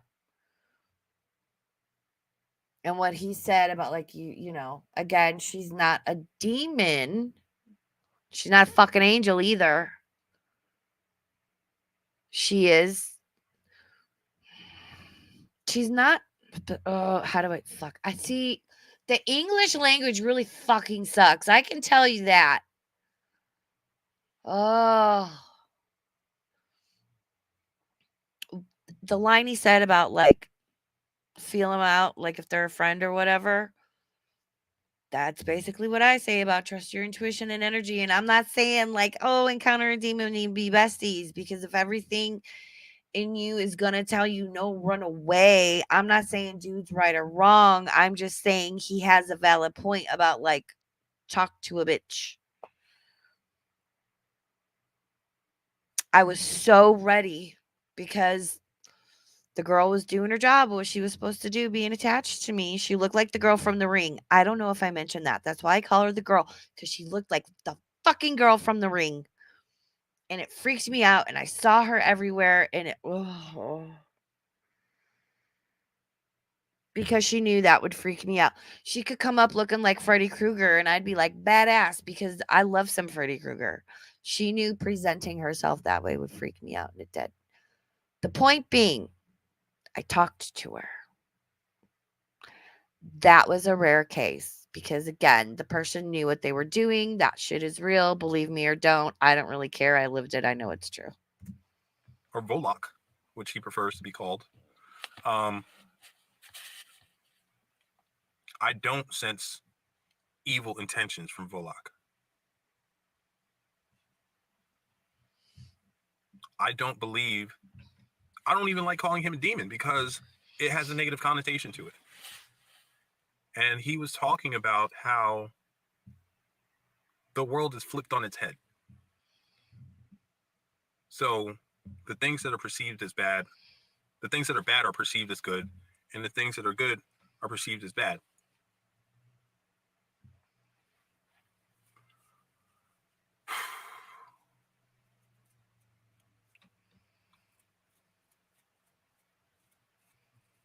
So I hope that those who are able to hear understand what I'm trying to say. I hope that. Let me clarify with the girl. She did some things, and that was like her repentance was to have to, like, things don't work outside of here like they do here on earth, right? Like human reasoning, and that's another thing that I think needs to be kind of taken into consideration.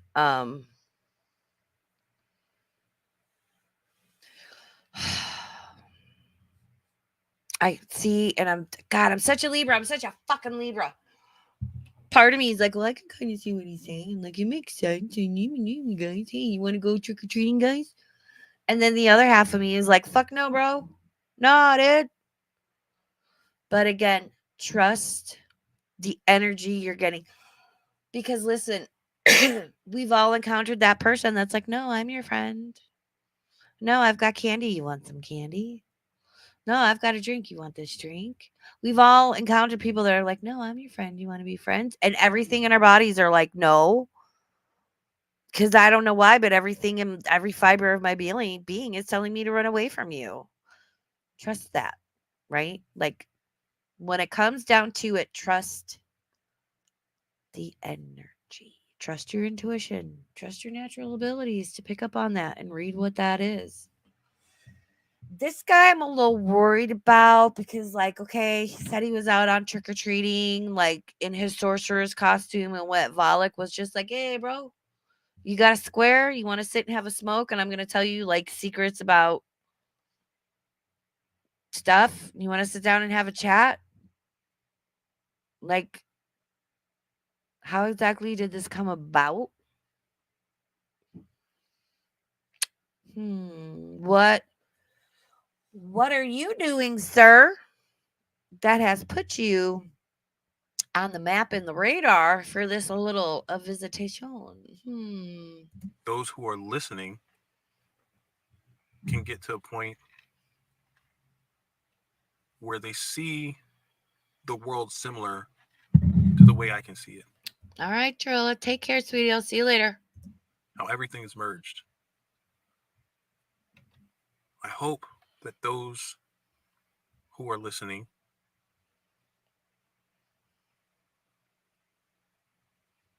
can hear the truth in my words and use my words to find their own truth.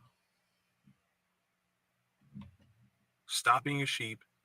Stop listening to everything that's coming in one ear. Do your own research. Like, reach out to these beings. The only way you're going to find out the truth is if you go. I'm gonna have to fucking agree with homeboy there. I'm so gonna have to fucking disagree with you on that, sir.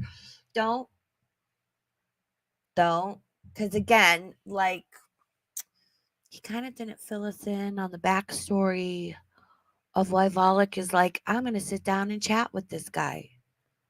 Why, sir? I've had my encounters and run-ins of like, ooh, I'm picking up, there's some bad shit in that building. I don't want to go in there. And I can like feel there's something in there.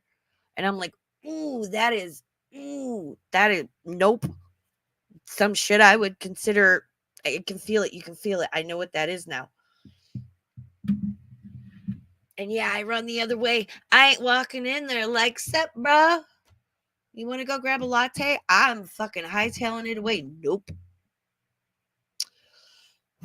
I'm gonna have to so fucking strongly disagree with that guy. Absolutely do fucking not. Don't fuck with Ouija boards. Don't call this shit to you. Because here's the thing. Calling a demon is like a box of chocolates. You never know which one you're going to get. And if one finds their way to you, like I said, I'm not just like, ooh, this is bad. I don't want to listen and walk away. Dude is he's speaking in a manner, and I'm like, okay, and I can see some of these points and it relates to other things, and okay, yeah, I can understand. Mainly because of experiences I haven't told you guys about, and I don't know if I will ever fucking share. Just know that. Right? And like I said, some of this is going to challenge you guys. And I understand if you have to dip out. I hope you'll come back for other topics, gore world stuff, whatever. I didn't want this to be a fluffy little, oh, damn it. No, this is what we're here to fucking do. And if you need to leave, leave. That's fine. Absolutely do not. And tell the younger people in your lives too. Don't fuck with this shit. It's not cool. They sell fucking Ouija boards in the board game aisle. That is so fucked up. Because let's see, and they do that for a reason. Well, it's just a game. It's just a board game in the toy section, right? It's not real. It's not serious because it's made by Hasbro and sold here. So how many of us have bought one and used one? My hand's up. My friend had one. And some fucked up shit happened. But that's the whole point of it. Is it's presented of, oh, it's not a bad thing. It's not real. It's a board game sold in the toy aisle. No, it's fucking not. Because it doesn't matter if you have that goddamn Ouija board or not. It's the energy. It's the intent. It's the act. It's the summoning. It's the calling. You don't actually need the Ouija board to do it. There's plenty of different ways to do it. You think they're fucking using a Ouija board to call shit in these rituals? You think they got a fucking Hasbro Ouija board? When they're in basements sacrificing shit? No. Don't call this shit. Don't call it. Don't purposely call it. It's not to say you're not going to run into it. Okay? And that's not to say some of it you're going to know when to be like, get the fuck away from me. Again, I do understand what this guy is saying by like, not every demon is bad and not every angel is good, right? Not everything is going to be how it presents itself or how it's been presented to us. That's the point I'm trying to make. Go to the source. The only way you're going to understand is if you let the beings that are being accused of being evil speak for themselves. It's like in court.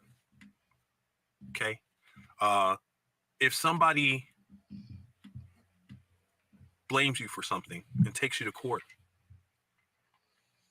you get to be there. You get to tell your side of the story. Otherwise, everything is just hearsay. You hear that, Diggs? Until proven. You hear that, true, DC? The you person hear that? who's being accused is proved innocent or guilty. Like, if we work, like well, it depends on what country you're in, but like, since I live in America, America says you are innocent until proven guilty. Oh, Hecate, it was presented.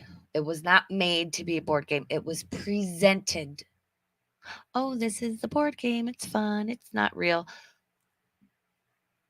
These people know exactly what they're doing. Guilty, okay, in the court of law. So when somebody is accused of something, they're taken to this court. And let's say in a perfect world, this court is just. The person who is accused gets to tell their story, their side. The person who is accusing tells their side of the story. And then you, as a jury, should be able to judge who's telling the truth. Now, the problem is, in our society,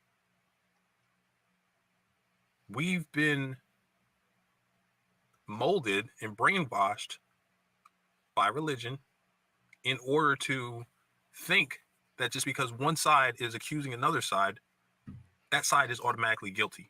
We don't want to hear their side. We don't want to hear what they have to say. We don't want to see their point of view. I can't fully disagree with that. I also can't fully agree with that, but I understand what he's saying.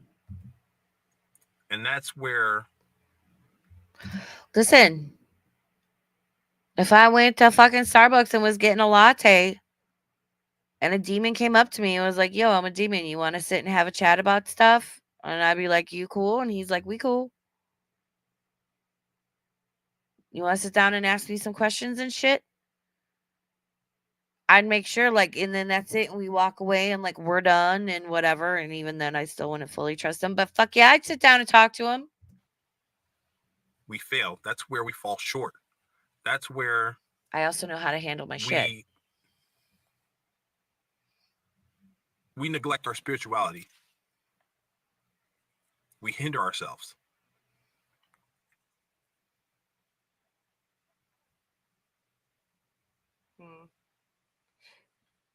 Okay. And with that said, I'm just going to stop this rant. You know, I wanted to talk. I didn't really have notes or anything. Just speaking from the heart, speaking from my experiences. I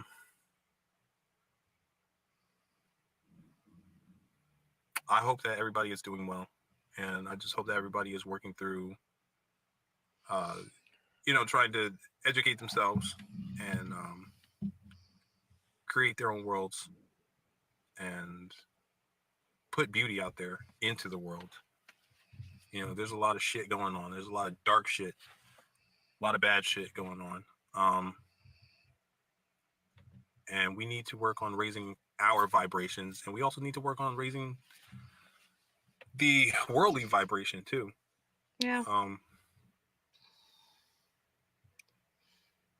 And I believe that is through unity. You know, if we're constantly thinking about separation and division and what group you belong and stuff, like that hinders us, that weakens us. Very true. And look what's going on. Let's look what's going on with everything. You're right. You're left. You're this. You're that. Oh, you don't this. And oh, everyone's so sensitive and cry, cry, cry and burr, burr, burr. And it's like, again, my pronouns are human. I'm human. I'd like you to be human too. And I would like for us to get along and help each other out and help other people out. And that's it. And when you speak to these spirits, Nah. they believe in unity as well. Nah. They know what's up. Nah. I even asked Valak, I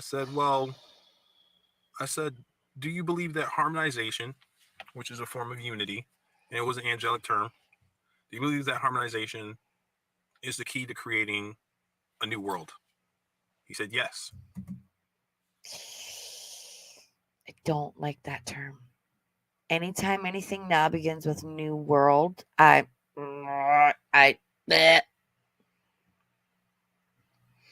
Hecate, the next one after this is going to be for you.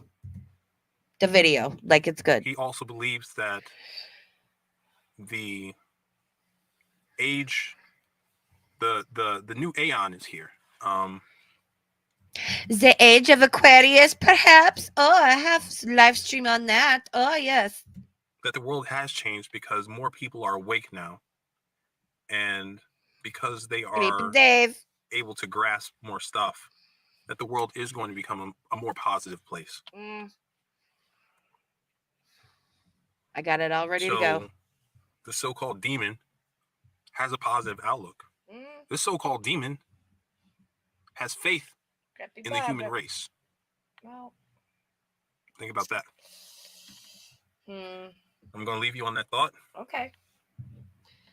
and I'll talk to you next time. All See you right. next video. Well, shit, bruh. I don't know how I feel about that, but I feel like we need to lighten things up. Creepy Dave. Creepy Dave. Creepy Dave. Here comes Creepy Dave. Hey, everybody. Everybody call me Creepy Dave. Hey, crows. Okay, it's too much crows. Wait, who's that? All right. Okay. Here comes a Creepy Dave. That's what people call me. How you doing? Okay, you walk away. Uh-oh. Creepy Dave made a pee-pee. It's everywhere. Whoopsie. Creepy Dave. Creepy Dave. Here comes Creepy Dave. Comes the Creepy Dave. Hey, Wait, Tina, where's... My earliest memory was, little fishies, are you afraid of the dark? It's nighttime now. Go to bed. Go to bed. Everybody, go to bed. This would be me as a fucking bird. I'm totally a bird. I'm an actual real bird. And this is me. Just kidding with you. It's nighttime. It's nighttime. Boo. Where is the sun? Where did it go? I mess with the fishes. Little fishies, are you afraid We of gotta the dark? find... Hold on, let me go back. Because I want... Yes, this is what I want. This is Creepy Dave. Okay. Dave is my favorite pest animal called Crappy Barbara. As you can see, Crappy Barbas have a sort of monkey face. It's supposed to be a capybara, but I love that he says a crappy Barbara. They don't have no nose, but they have scary eyes, like a demon. Sometimes Crappy Barbas stare into space. Maybe think about killing a chicken. I don't know. Oops. Creepy Dave make mistake. It's not a demon monkey. It's just second face of Crappy Barbie. But the world is dangerous. Many are made into Crappy Barbara lemon soup. Others must fight their worst enemies, the Bergs. Don't do it, Berg. Don't. Oh, he did it. Many hours later, we see the Berg eating the remains of the vanquished Crappy Barbara. It's sad. That's why it's best animal. Okay, bye. This is Creepy Dave. Oh my God. Frank, you need to take that so much farther. I absolutely love Creepy Dave and the it's just, it's so good. It's so good. Oh, wow. How are we doing? How's everyone doing? What did we learn? What do we think? I think Jarella got a little triggered. I'm so sorry, sweetie. I'm so sorry. But like I said, the shit we talk about, the shit I'm gonna say, whether it's what we're talking about, my thoughts and opinions on social things. Listen, all of this has been inside of me before I said it. So please understand. I'm still the same person, right? I'm still the same Raven. I'm still gonna tell the same jokes and be in the same chats.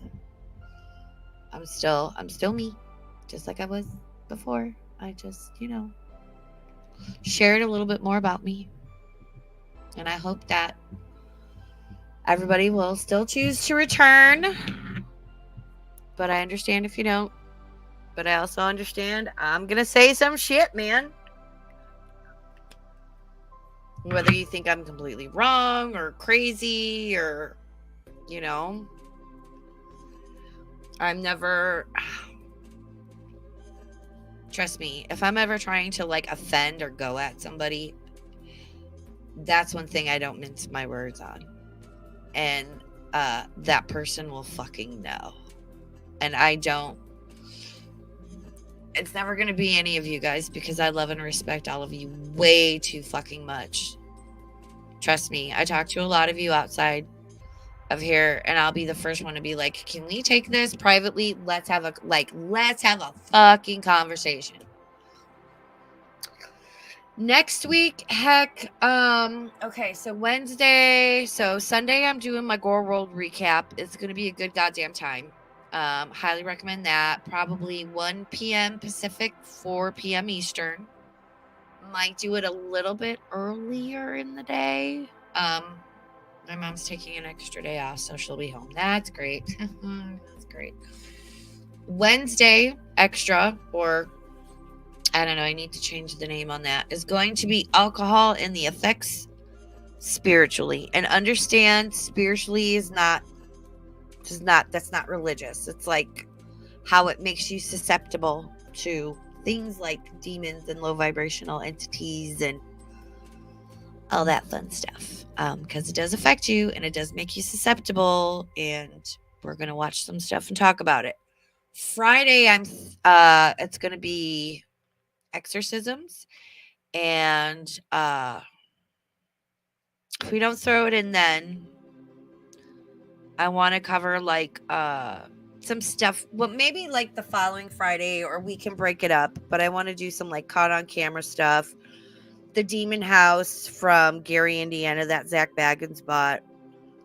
Somebody specifically asked me to talk about that, but probably exorcisms next week.